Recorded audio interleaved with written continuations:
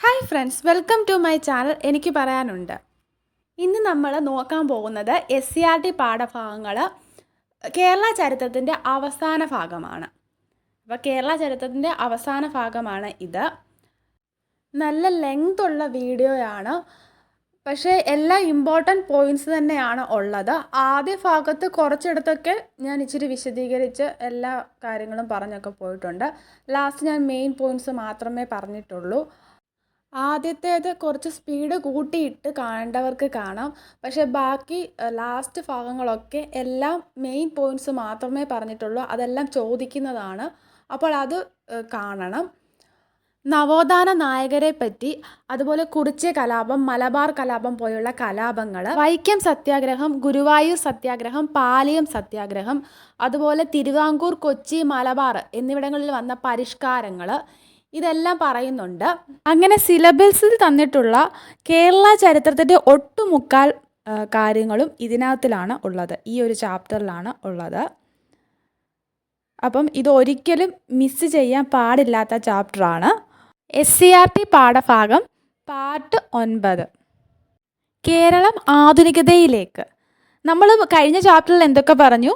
യൂറോപ്യന്മാരുടെ ആഗമനമാണ് പറഞ്ഞത്. പല വിദേശ ശക്തികളും ഇവിടെ വരുന്നതും ഓരോ പ്രദേശങ്ങൾ കീഴടക്കുന്നതും യുദ്ധങ്ങളെ പറ്റിയും ഒക്കെ പറഞ്ഞു. അതിനുശേഷം ലാസ്റ്റ് പറഞ്ഞു നിർത്തിയത് എവിടെയാണ്? ബ്രിട്ടീഷുകാർ മലബാർ കീഴടക്കുന്നതാണ്. 19-ാം നൂറ്റാണ്ടിൻ്റെ ആദ്യ പതിറ്റാണ്ടോടെ കേരളത്തിലെ 3 ഭൂവിഭാഗങ്ങൾ ഏതൊക്കെയാണ്? മലബാർ, കൊച്ചി, തിരുവിതാംകൂർ ബ്രിട്ടീഷുകാരുടെ പ്രത്യക്ഷമോ പരോക്ഷമോ ആയ നിയന്ത്രണത്തിന് കീഴിലായി. കേരളം പൂർണ്ണമായും ബ്രിട്ടീഷ് ആധിപത്യത്തിൻ്റെ കീഴിലായത് എങ്ങനെയെന്ന് നമുക്ക് നോക്കാം. ഇത് നമ്മൾ പറഞ്ഞിരുന്നു, ശ്രീരംഗപട്ടണം ഉടമ്പടിയൊക്കെ അല്ലേ? 1792 നടക്കുന്നത്. മലബാർ എങ്ങനെ ബ്രിട്ടീഷുകാരുടെ കീഴിലായി? 1792 ശ്രീരംഗപട്ടണ ഉടമ്പടി പ്രകാരമാണ് മലബാർ ബ്രിട്ടീഷുകാർക്ക് ലഭിക്കുന്നത്. അത് ടിപ്പു സുൽത്താനെ പരാജയപ്പെടുത്തിയാണ്. ടിപ്പു സുൽത്താനിൽ നിന്ന് ബ്രിട്ടീഷുകാർക്ക് മലബാർ ലഭിച്ചു. 1800 മലബാർ മദ്രാസ് സർക്കാരിൻ്റെ കീഴിലാവുകയും ചെയ്തു. അപ്പോൾ 1800 എന്ത് സംഭവിച്ചു? മലബാർ മദ്രാസ് സർക്കാരിൻ്റെ കീഴിലായി. പിന്നീട് കൊച്ചി എങ്ങനെയാണ്? ബ്രിട്ടീഷുകാരുമായിട്ടുള്ള ഉടമ്പടി നടക്കുന്നത് 1791 അതുവഴി കൊച്ചി ഇംഗ്ലീഷുകാരുടെ സാമന്ത രാജ്യമായി. പിന്നീട് 1800 കൊച്ചി മദ്രാസ് സർക്കാരിൻ്റെ നിയന്ത്രണത്തിന് കീഴിലായി. ഇനി തിരുവിതാംകൂർ എങ്ങനെയാണ്? 1795 ബ്രിട്ടീഷുകാരുമായിട്ട് ഉടമ്പടി ഉണ്ടായി. അതുവഴി തിരുവിതാംകൂർ ബ്രിട്ടീഷ് മേൽക്കോയ്മ അംഗീകരിച്ചു. 1805 എന്തു പറ്റി? ബ്രിട്ടീഷുകാരുമായിട്ട് പിന്നെയും ഉടമ്പടി ഉണ്ടായി. അതുവഴി തിരുവിതാംകൂർ ബ്രിട്ടീഷുകാരുടെ ഒരു സൈനിക സഖ്യ രാജ്യമായിട്ട് മാറുകയും ചെയ്തു. അപ്പോൾ 1800 എന്താണ് സംഭവിച്ചത്? മലബാറും കൊച്ചിയും മദ്രാസ് സർക്കാരിൻ്റെ നിയന്ത്രണത്തിന് കീഴിലായി. അതുപോലെ 1805 തിരുവിതാംകൂർ ബ്രിട്ടീഷുകാരുടെ ഒരു സൈനിക സഖ്യ രാജ്യമായിട്ട് മാറുകയും ചെയ്തു. അടുത്തത് ഒരു കൊളോണിയൽ സമ്പദ്ഘടനയുടെ വികാസം. കേരളത്തിലെ 3 ഭൂവിഭാഗങ്ങളെയും കീഴടക്കിയ ശേഷം ബ്രിട്ടീഷുകാർ അവിടങ്ങളിലെ സമ്പദ്ഘടനയിലും നിയമവ്യവസ്ഥയിലും ഇടപെടാൻ തുടങ്ങി. ജനങ്ങളുടെ മേൽ ഉയർന്ന നികുതി അടിച്ചേൽപ്പിക്കലും 3 പ്രദേശങ്ങളിലും കൊളോണിയൽ ഭരണാധികാരികളുടെ വർദ്ധിച്ചു വന്ന ഇടപെടലുകളും കൊളോണിയൽ കാലഘട്ടത്തിൻ്റെ പ്രത്യേകതകളായിരുന്നു. അപ്പം കേരളം എന്നത് പൂർണ്ണമായും ബ്രിട്ടീഷുകാരുടെ നിയന്ത്രണത്തിലാകുകയാണ്. മലബാറിലെ നികുതി സമ്പ്രദായത്തിലാണ് ബ്രിട്ടീഷുകാർ ആദ്യമായിട്ട് മാറ്റങ്ങൾ വരുത്തിയത്. ഭൂമിയുടെ പരമ്പരാഗത കൈവശക്കാരായിരുന്ന നമ്പൂതിരിമാർ ഭൂമിയുടെ പൂർണ്ണ ഉടമകളായി അംഗീകരിക്കപ്പെട്ടു. ഭൂപ്രഭുക്കന്മാർക്കും കുടിയാന്മാർക്കും ഇടയിൽ കാണക്കാർ എന്ന ഒരു പുതിയ മധ്യവർത്തി കുടിയാൻ വർഗത്തെ കൊണ്ടുവന്നു. ഭൂപ്രഭുക്കന്മാരും കാണക്കാരും ഒന്നിച്ചു നിന്ന് ബ്രിട്ടീഷ് സഹായത്തോടെ കുടിയാന്മാരെ ചൂഷണം ചെയ്യുകയും ചെയ്തു. ബ്രിട്ടീഷുകാർ നേരിട്ട് ഭരിച്ചിരുന്ന മലബാറിൽ നികുതി പിരിച്ചെടുക്കുന്നതിന് വളരെ വിശാലമായ ഒരു ഭരണവ്യവസ്ഥ നടപ്പിലാക്കി. ക്രമേണ നികുതി പിരിക്കുവാനായി പ്രാദേശിക മുഖ്യന്മാരുടെ സ്ഥാനത്ത് കൊളോണിയൽ ഉദ്യോഗസ്ഥരെ നിയമിച്ചു. മലബാറിൽ അപ്പോൾ എങ്ങനെയായി? ബ്രിട്ടീഷുകാർ നേരിട്ട് നികുതി പിരിക്കലായി. മലബാറിൽ നിന്നും വ്യത്യസ്തമായി നാട്ടുരാജ്യങ്ങളായിരുന്ന തിരുവിതാംകൂറിനും കൊച്ചിക്കും ഒരളവ് വരെ സ്വയം ഭരണാധികാരം ഉണ്ടായിരുന്നു. അപ്പോൾ തിരുവിതാംകൂറിനും കൊച്ചിക്കും എന്താണ്? സ്വയം ഭരണാധികാരം ഉണ്ടായിരുന്നു. പൂർണ്ണമായും ബ്രിട്ടീഷുകാരുടെ നിയന്ത്രണത്തിലായി എന്ന് പറയാനായിട്ട് പറ്റത്തില്ല. യൂറോപ്യർ മുൻകൈയെടുത്ത് തോട്ടകൃഷിയും മൂലധന നിക്ഷേപവും കേരളത്തിൽ ആരംഭിച്ചു. തേയില, കാപ്പി, റബ്ബർ, ഏലം എന്നിവയായിരുന്നു പ്രധാന തോട്ടവിളകൾ. തേയില, കാപ്പി, റബ്ബർ, ഏലം എന്നിവയായിരുന്നു പ്രധാന തോട്ടവിളകൾ. മലബാറിനെ അപേക്ഷിച്ച് തിരുവിതാംകൂറിൽ തോട്ട വ്യവസായങ്ങൾ കൂടുതലായി വികസിച്ചു. തോട്ടങ്ങളുടെ ഇത്തരത്തിലുള്ള ഉയർന്ന വളർച്ചാ നിരക്കിന് കാരണമായത് തിരുവിതാംകൂറിൽ മുൻനിര തോട്ടവിളകൾക്ക് അനുയോജ്യമായ ഭൂനിരപ്പിൽ നിന്ന് ഉയർന്നതും ഗുണമേറിയ മണ്ണുള്ളതുമായ കൂടുതൽ ഭൂമി ലഭ്യമായിരുന്നു. തൽഫലമായി മലബാറിലെ നികുതി പിരിവിൽ സ്തംഭനമുണ്ടായി. എന്നാൽ തിരുവിതാംകൂറിൽ കൃഷിയും നികുതി പിരിവും ഊർജിതമായി. രാഷ്ട്രീയ നിയന്ത്രണം ബ്രിട്ടീഷുകാർക്ക് തിരുവിതാംകൂറിലും കൊച്ചിയിലും മലബാറിലും വാണിജ്യത്തിൽ സ്വേച്ഛാധികാരം നൽകി. 19-ാം നൂറ്റാണ്ടിൻ്റെ ഉത്തരാർദ്ധത്തോടെ കൊളോണിയൽ മൂലധനത്താൽ നിയന്ത്രിക്കപ്പെട്ട സ്വതന്ത്ര വ്യാപാരം കേരളത്തിലുടനീളം സ്ഥാപിക്കപ്പെട്ടു. തദ്ദേശീയ വ്യാപാരികൾക്ക് അപ്രധാന പങ്ക് മാത്രമേ ഇതിൽ ഉണ്ടായിരുന്നുള്ളൂ. നിരവധി വാണിജ്യ നിയമങ്ങൾ, വ്യവസ്ഥകൾ എന്നിവയിലൂടെയാണ് വ്യാപാര രംഗത്തെ പരിവർത്തനങ്ങൾ എളുപ്പമാക്കിയത്. അപ്പോൾ വ്യാപാര രംഗത്തെ പരിവർത്തനങ്ങൾ എങ്ങനെയാണ് ബ്രിട്ടീഷുകാർ എളുപ്പമാക്കിയത്? വാണിജ്യ നിയമങ്ങൾ കൊണ്ടുവന്നു, വ്യവസ്ഥകൾ കൊണ്ടുവന്നു. കേരളത്തിലെ തോട്ടങ്ങളുടെ വികാസം തദ്ദേശീയരല്ലാത്ത നിക്ഷേപകരെയാണ് പ്രോത്സാഹിപ്പിച്ചതെങ്കിലും തദ്ദേശീയരായ വ്യവസായ സംരംഭകർക്കും ഈ മേഖലയിൽ കാലുറപ്പിക്കാൻ കഴിഞ്ഞു. 1930-കളിലും 40-കളിലും തിരുവിതാംകൂറിൽ നിന്നും മലബാറിലേക്കുണ്ടായ കർഷക കുടിയേറ്റം മലബാറിലെ വാണിജ്യ കൃഷിയുടെ വികാസത്തിന് കൂടുതൽ സഹായകമായി. മൊത്തത്തിലുള്ള സാമ്പത്തിക വികാസം ധനകാര്യപരമായും വാണിജ്യപരവുമായ പ്രവർത്തനങ്ങളുടെയും വാണിജ്യ ബാങ്കുകളുടെ വളർച്ചയ്ക്കും അനുകൂലമായ സാഹചര്യങ്ങൾ സൃഷ്ടിച്ചു. ഭൂമി ഈടായി സ്വീകരിച്ചുകൊണ്ട് ഈ ബാങ്കുകൾ വായ്പകൾ നൽകി. ഈ വായ്പ കൊണ്ട് കൂടുതൽ ഭൂമി വാങ്ങുകയും വരുമാനം കൂടുതൽ ലഭിക്കുന്ന വിളകൾ കൃഷി ചെയ്യുകയും കാർഷികോൽപ്പന്നങ്ങളുടെ വ്യാപാരവും സംസ്കരണവും വ്യാപിപ്പിക്കുകയും ചെയ്തു. ഇനി കുരുമുളകിനെ പറ്റി എന്തൊക്കെയാണ് പറയുന്നതെന്ന് നോക്കാം. കേരളത്തിൻ്റെ ഒരു തദ്ദേശീയ സുഗന്ധവ്യഞ്ജനമാണ് കുരുമുളക്. സംഘകാലം മുതൽ ഇത് കൃഷി ചെയ്തിരുന്നതായി സംഘം കൃതികൾ തെളിവ് തരുന്നുണ്ട്. ആദിമകാലത്തെ ഇന്ത്യയിൽ നിന്നുള്ള കയറ്റുമതികളിൽ ഏറ്റവും മൂല്യമേറിയത്, ഏറ്റവും വിലപ്പെട്ടത് കുരുമുളകിനായിരുന്നു. സുഗന്ധവ്യഞ്ജന വ്യാപാരത്തിനായി കേരളത്തിൽ ആദ്യം എത്തിയത് അറബികളും ഫിനീഷ്യക്കാരുമാണെന്നാണ് പറയപ്പെടുന്നത്. യൂറോപ്പിൽ സമ്പത്തിൻ്റെയും ധനാഢ്യതയുടെയും പ്രതീകമായിട്ടാണ് കുരുമുളകിനെ പരിഗണിച്ചിരുന്നത്. ഇത് യവനപ്രിയ എന്ന് അറിയപ്പെട്ടിരുന്നു. യവനപ്രിയ എന്നാൽ ഗ്രീക്കുകാരും റോമാക്കാരുമായ വ്യാപാരികൾക്ക് പ്രിയപ്പെട്ടത് എന്നാണ് അർത്ഥം. ഗ്രീക്കുകാർക്ക് പ്രിയപ്പെട്ടത് എന്നാണ് യവനപ്രിയ എന്നതിന് അർത്ഥം. യൂറോപ്യൻ ബന്ധത്തിൻ്റെ ആദ്യഘട്ടത്തിൽ ആഭ്യന്തര ഉൽപ്പാദനം കുറഞ്ഞു. അതിൻ്റെ സ്ഥാനത്ത് ധാരാളം കാർഷിക സംസ്കരണ വ്യവസായങ്ങൾ വികാസം പ്രാപിച്ചു. വാണിജ്യ കൃഷിയുടെ വികാസവും അതിൻ്റെ പൂർണ്ണമായും ഭാഗികമായും സംസ്കരിച്ച ഉൽപ്പന്നങ്ങൾക്കു വേണ്ടിയുള്ള വർദ്ധിച്ച ആവശ്യകതയുമാണ് ഇത് സാധ്യമാക്കിയത്. കയറടക്കമുള്ള എല്ലാ കാർഷിക സംസ്കരണ വ്യവസായങ്ങളും കയറ്റുമതി ലക്ഷ്യമാക്കിയുള്ളതും പ്രധാന വ്യവസായ സ്ഥാപനങ്ങളെല്ലാം യൂറോപ്യൻ ഉടമസ്ഥതയിൽ തുടർന്നതുമായിരുന്നു. ഈ വ്യവസായങ്ങളുടെ വികാസം കൃഷിയുടെ വികാസത്തിനും വാണിജ്യവൽക്കരണത്തിനും വഴിതെളിച്ചു. 1930-കൾ വരെ തിരുവിതാംകൂറിലും കൊച്ചിയിലും വ്യാവസായിക വികസനത്തിൽ ഭരണകൂടത്തിൻ്റെ പങ്ക് വളരെ പരിമിതമായിരുന്നു. 3 പ്രദേശങ്ങളിലും വ്യവസായ വികസനത്തിലുള്ള സ്ഥായിയായ ഒരു നയവും ഉണ്ടായിരുന്നില്ല. 3 പ്രദേശങ്ങളിലും സ്ഥായിയായിട്ട് ഒരു നയവും ഉണ്ടായിരുന്നില്ല. ഏകദേശം 1930-കളുടെ മധ്യം മുതൽ തിരുവിതാംകൂറിലും കൊച്ചിയിലും ഭരണകൂടത്തിൻ്റെ പങ്കിൽ ശ്രദ്ധേയമായ മാറ്റങ്ങളുണ്ടായി. ക്രമേണ എല്ലാ പ്രദേശങ്ങളിലും പുതിയ വ്യവസായങ്ങൾ ആരംഭിക്കാനാവശ്യമായ സാമ്പത്തിക സഹായവും പ്രോത്സാഹനവും ഭരണകൂടം സ്വകാര്യ സംരംഭകർക്ക് നൽകാൻ തുടങ്ങി. സ്വകാര്യ സംരംഭകർ വേണ്ടത്ര കടന്നു വരാത്ത മേഖലകളിൽ ഭരണകൂടം നേരിട്ട് നിക്ഷേപം നടത്തുകയും ചെയ്തു. കൂടാതെ ഭരണകൂടം വ്യത്യസ്തങ്ങളായ തൊഴിൽ നിയമങ്ങളുടെ ചട്ടക്കൂട് തയ്യാറാക്കുന്നതിനൊപ്പം കമ്പോള സൗകര്യങ്ങൾ ഉറപ്പാക്കുകയും ചെയ്തു. കൊച്ചി തുറമുഖത്തിൻ്റെ വികസനത്തിനായി പദ്ധതി രൂപീകരിച്ചതും റോഡുകളുടെയും കനാൽ ശൃംഖലകളുടെയും നിർമ്മാണവും വ്യാപാരത്തിൻ്റെ വികസനത്തിനായി സ്വീകരിച്ച മറ്റു നടപടികളായിരുന്നു. അപ്പോൾ വ്യാപാരത്തിൻ്റെ വികസനത്തിന് വേണ്ടി കൊച്ചി തുറമുഖത്തിൻ്റെ വികസന പദ്ധതി രൂപീകരിച്ചു. റോഡുകൾ, കനാൽ ശൃംഖലകൾ ഒക്കെ നിർമ്മിച്ചു. വളർച്ചാക്രമങ്ങളിൽ പ്രാദേശിക വ്യത്യാസങ്ങൾ ഉണ്ടായിരുന്നെങ്കിലും ഗതാഗത, ബാങ്കിംഗ് മേഖലകൾ കേരളം ശ്രദ്ധേയമായ പുരോഗതി കൈവരിച്ചു. ഗതാഗതം അതുപോലെ ബാങ്കിംഗ് മേഖലകളിലെല്ലാം കേരളം പുരോഗതി കൈവരിച്ചു. തങ്ങളുടെ വ്യാപാരം മെച്ചപ്പെടുത്താൻ ബ്രിട്ടീഷുകാർ കേരളത്തിൽ റെയിൽ ഗതാഗതം നടപ്പാക്കി. ബേപ്പൂർ മുതൽ തിരൂർ വരെയുള്ള ആദ്യത്തെ railway line 1861 March 12 Madras railway company പ്രാവർത്തികമാക്കി. അപ്പോൾ ആദ്യത്തെ റെയിൽവേ ലൈന് കേരളത്തിൽ വരുന്നത് ബേപ്പൂർ മുതൽ തിരൂർ വരെയാണ്. അത് 1861 മാർച്ച് 12 ഇത് നടപ്പിലാക്കിയത് ആരാണ്? ഇത് പ്രാവർത്തികമാക്കിയത് ആരാണ്? മദ്രാസ് റെയിൽവേ കമ്പനിയാണ്.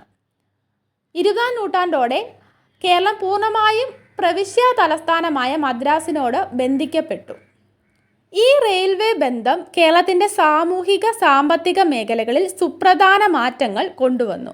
അതോടൊപ്പം ഉൽപ്പന്നങ്ങളുടെയും സൈന്യത്തിൻ്റെയും സഞ്ചാരം സുഗമമാക്കുന്നതിനായി എല്ലായിടത്തും എത്തുന്ന വിധത്തിൽ റോഡുകളുടെ നിർമ്മാണം മെച്ചപ്പെടുത്തുന്നതിനും ശ്രമങ്ങൾ നടത്തി. ഇനി പരിഷ്കരണങ്ങളിലൂടെയുള്ള ആധുനികവൽക്കരണമാണ്. 19-ാം നൂറ്റാണ്ടിൻ്റെ ആദ്യ പകുതിയിൽ കേരളത്തിലെ 3 ഭൂവിഭാഗങ്ങളും ഭരണപരമായ സ്ഥിരത കൈവരിച്ചു.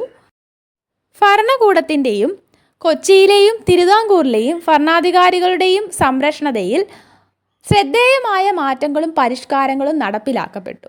എന്നിരുന്നാലും ഒട്ടുമിക്ക പരിഷ്കാരങ്ങളും ബ്രിട്ടീഷ് അധികാരത്തിൻ്റെ അടിത്തറ ഇന്ത്യയിൽ ശക്തിപ്പെടുത്താൻ ലക്ഷ്യമിടുന്നതായിരുന്നു. എങ്കിലും അവ കേരളത്തിലെ ജനങ്ങളുടെ ജീവിത സാഹചര്യങ്ങളിലും കാഴ്ചപ്പാടിലും മാറ്റം വരുത്തി. അപ്പോൾ ബ്രിട്ടീഷുകാർ ഇവിടെ എന്തൊക്കെ മാറ്റങ്ങൾ ഉണ്ടാക്കി, എന്തൊക്കെ വികാസം നമുക്ക് ബ്രിട്ടീഷുകാർ കാരണം എന്തൊക്കെ വികസനം കേരളത്തിൽ ഉണ്ടായി എന്നൊക്കെയാണ് പറയുന്നത്. തിരുവിതാംകൂർ, കൊച്ചി, മലബാർ ഇവിടേക്ക് എന്തൊക്കെ മാറ്റങ്ങൾ കൊണ്ടുവന്നു, എന്തൊക്കെ പരിഷ്കാരങ്ങൾ ഉണ്ടായി എന്ന് നമുക്ക് നോക്കാം. തിരുവിതാംകൂറിൽ എന്തൊക്കെയാണ്?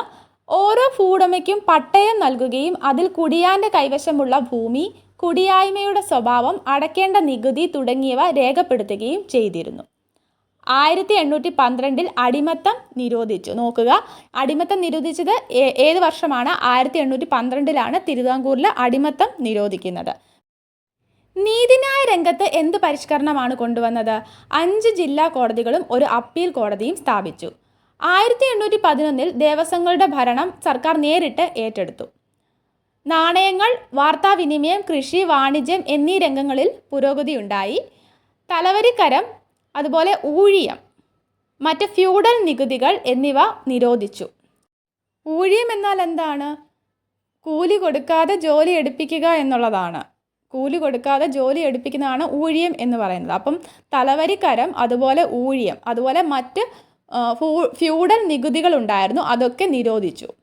8 അംഗങ്ങളോട് കൂടിയ നിയമനിർമ്മാണ സഭ രൂപീകരിച്ചു. നിരവധി ഫാക്ടറികൾ, ജലവൈദ്യുത പദ്ധതികൾ, പാലങ്ങൾ, കനാലുകൾ, പോസ്റ്റ് ഓഫീസ് എന്നിവ സ്ഥാപിക്കപ്പെട്ടു. അപ്പോൾ ഇത്രയും കാര്യങ്ങളാണ് തിരുവിതാംകൂറിൽ നടപ്പാക്കിയത്. അടിമത്തം നിരോധിച്ചു, അതുപോലെ ദേവസ്വങ്ങളുടെ ഭരണം സർക്കാർ നേരിട്ട് ഏറ്റെടുത്തു, ജില്ലാ കോടതികൾ, അപ്പീൽ കോടതി സ്ഥാപിച്ചു, ഇതൊക്കെയാണ്. അതുപോലെ നികുതികൾ നിരോധിച്ചു.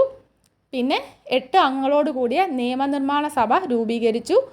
ഫാക്ടറികൾ, ജലവൈദ്യുത പദ്ധതികൾ, പാലങ്ങൾ, കനാലുകൾ, പോസ്റ്റ് ഓഫീസ് ഒക്കെ സ്ഥാപിക്കപ്പെട്ടു.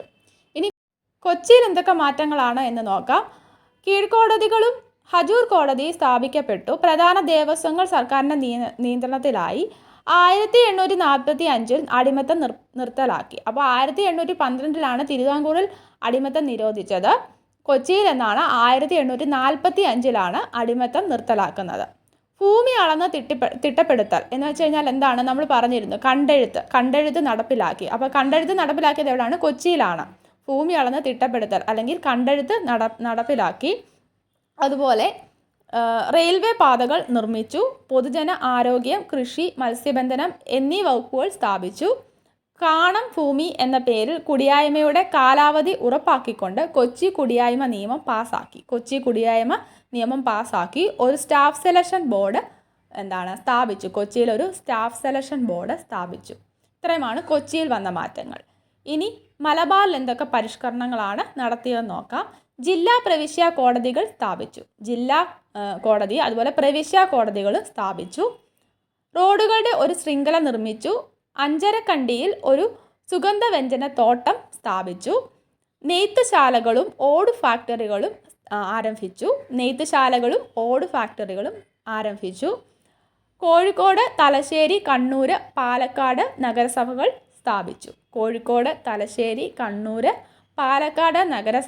സ്ഥാപിച്ചു. രാജ്യത്തിൻ്റെ മറ്റു ഭാഗങ്ങളുമായി റെയിൽ ബന്ധം സ്ഥാപിച്ചു. നിലമ്പൂരിൽ തേക്ക് തോട്ടം സ്ഥാപിച്ചു. അതുപോലെ അഞ്ചരക്കണ്ടിയിൽ ഒരു സുഗന്ധവ്യഞ്ജന തോട്ടം സ്ഥാപിച്ചു. തടി കൊണ്ടുപോകുന്നതിനായി കനാലുകൾ കനോലി കനാൽ നിർമ്മിച്ചു. തടി വ്യവസായം പ്രോത്സാഹിപ്പിക്കപ്പെട്ടു. ഇത്രയുമാണ് മലബാറിൽ ഉണ്ടായ മാറ്റങ്ങൾ. ഇനി അറിവിൻ്റെ വ്യാപനമാണ്. വൈജ്ഞാനിക രംഗത്ത് എന്തൊക്കെ സ്വാധീനം ഈ വിദേശികൾ ചെലുത്തി എന്നുള്ളതാണ് നമ്മൾ നോക്കുന്നത്. യൂറോപ്യരുടെ ആഗമനവും വിദേശ മിഷണറിമാരുടെ ഇടപെടലും വൈജ്ഞാനിക രംഗത്ത് ആഴത്തിലുള്ള സ്വാധീനം ഉളവാക്കി. 1577 പോർച്ചുഗീസുകാർ കേരളത്തിൽ അച്ചടി സ്ഥാപിച്ചത് പോർച്ചുഗീസുകാരാണ്. അത് 1577 സ്ഥാപിക്കുന്നത്. 1772 പ്രസിദ്ധീകരിച്ച സംക്ഷേപ വേദാർത്ഥമായിരുന്നു പൂർണ്ണമായും മലയാളത്തിൽ അച്ചടിച്ച ആദ്യ ഗ്രന്ഥം. അപ്പോൾ പൂർണ്ണമായും മലയാളത്തിൽ അച്ചടിച്ച ആദ്യ ഗ്രന്ഥം ഏതാണ്? സംക്ഷേപ വേദാർത്ഥമാണ്. അത് വർഷവും പഠിച്ചോണം. വർഷം ഏതാണ്? 1772 സംക്ഷേപ വേദാർത്ഥം അച്ചടിക്കുന്നത്. ജർമ്മൻ മിഷണറിയായ അർണോസ് പാതിരി മലയാളത്തിലെ ആദ്യത്തെ നിഘണ്ടുവും വ്യാകരണ ഗ്രന്ഥവും തയ്യാറാക്കി. ചർച്ച് മിഷൻ സൊസൈറ്റിയിലെ അംഗമായ ബെഞ്ചമിൻ ബെയ്ലി 1846 ഇംഗ്ലീഷ് മലയാളം നിഘണ്ടു പ്രസിദ്ധീകരിച്ചു. അപ്പോൾ ഇംഗ്ലീഷ് മലയാളം നിഘണ്ടു പ്രസിദ്ധീകരിക്കുന്നത് ആരാണ്? ബെഞ്ചമിൻ ബെയ്ലിയാണ്. ആദ്യത്തെ വ്യാകരണ ഗ്രന്ഥമോ ആരാണ് പ്രസിദ്ധീകരിക്കുന്നത്? അർണോസ് പാതിരിയാണ്.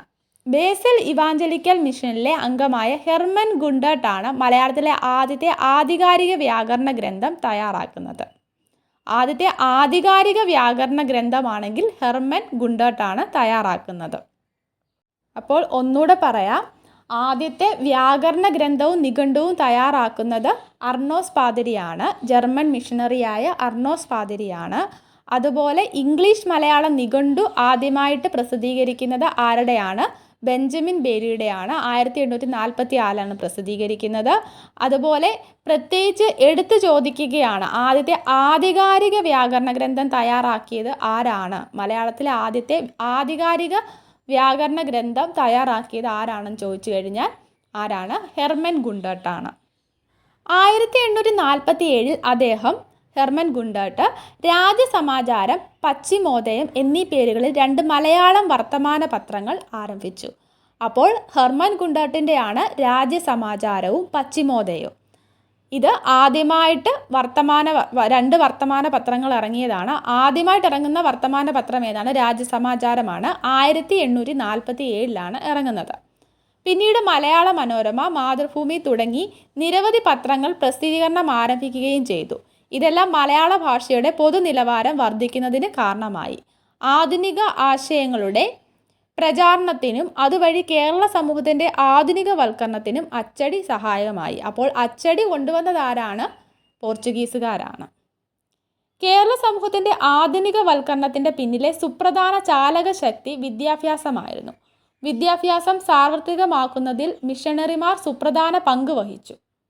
ലണ്ടൻ മിഷൻ സൊസൈറ്റി, അതുപോലെ ചർച്ച് മിഷൻ സൊസൈറ്റി എന്നിവ 19-ാം നൂറ്റാണ്ടിൻ്റെ ആദ്യ പതിറ്റാണ്ടിൽ തിരുവിതാംകൂറിൽ പ്രവർത്തനം ആരംഭിച്ചതാണ് LMS-ഉം CMS-ഉം. 1813 കോട്ടയത്ത് ഒരു കോളേജും സെമിനാരിയും സ്ഥാപിച്ചു. അവർ ഒരു വ്യാകരണ വിദ്യാലയവും സ്ത്രീ വിദ്യാഭ്യാസം പ്രോത്സാഹിപ്പിക്കുന്നതിനായി പെൺപള്ളിക്കൂടങ്ങളും സ്ഥാപിച്ചു. ആരാണ്? ചർച്ച് മിഷൻ 1813 കോട്ടയത്ത് ഒരു കോളേജ് സ്ഥാപിച്ചു, സെമിനാരി സ്ഥാപിച്ചു, അതുപോലെ ഒരു വ്യാകരണ വിദ്യാലയം, സ്ത്രീ വിദ്യാഭ്യാസം പ്രോത്സാഹിപ്പിക്കുന്നതിന് വേണ്ടി പെൺപള്ളിക്കൂടങ്ങളും സ്ഥാപിച്ചു. ഇനി കൊച്ചി മേഖലയിൽ ആദ്യത്തെ വിദ്യാലയം സ്ഥാപിക്കുന്നത് ആരാണ്? ഡാവ്സൺ ആണ്. കൊച്ചി മേഖലയിലെ ആദ്യത്തെ വിദ്യാലയം 1818 സ്ഥാപിക്കുന്നത്. അത് മട്ടാഞ്ചേരിയിലാണ് സ്ഥാപിക്കുന്നത്. ആരാണ്? ഇംഗ്ലീഷ് മിഷണറിയായ ഡാവ്സൺ ആണത് സ്ഥാപിക്കുന്നത്. ഇതേ സമയം തന്നെ സാൽവേഷൻ ആർമി വിഭാഗത്തിലെ സ്പാനിഷ് മിഷണറി ആയിരുന്ന ട്വിങ്കിൾ ടാബ് അദ്ദേഹം എന്താണ് ചെയ്തത്? ഇംഗ്ലീഷ് വിദ്യാലയങ്ങൾ സ്ഥാപിച്ചു.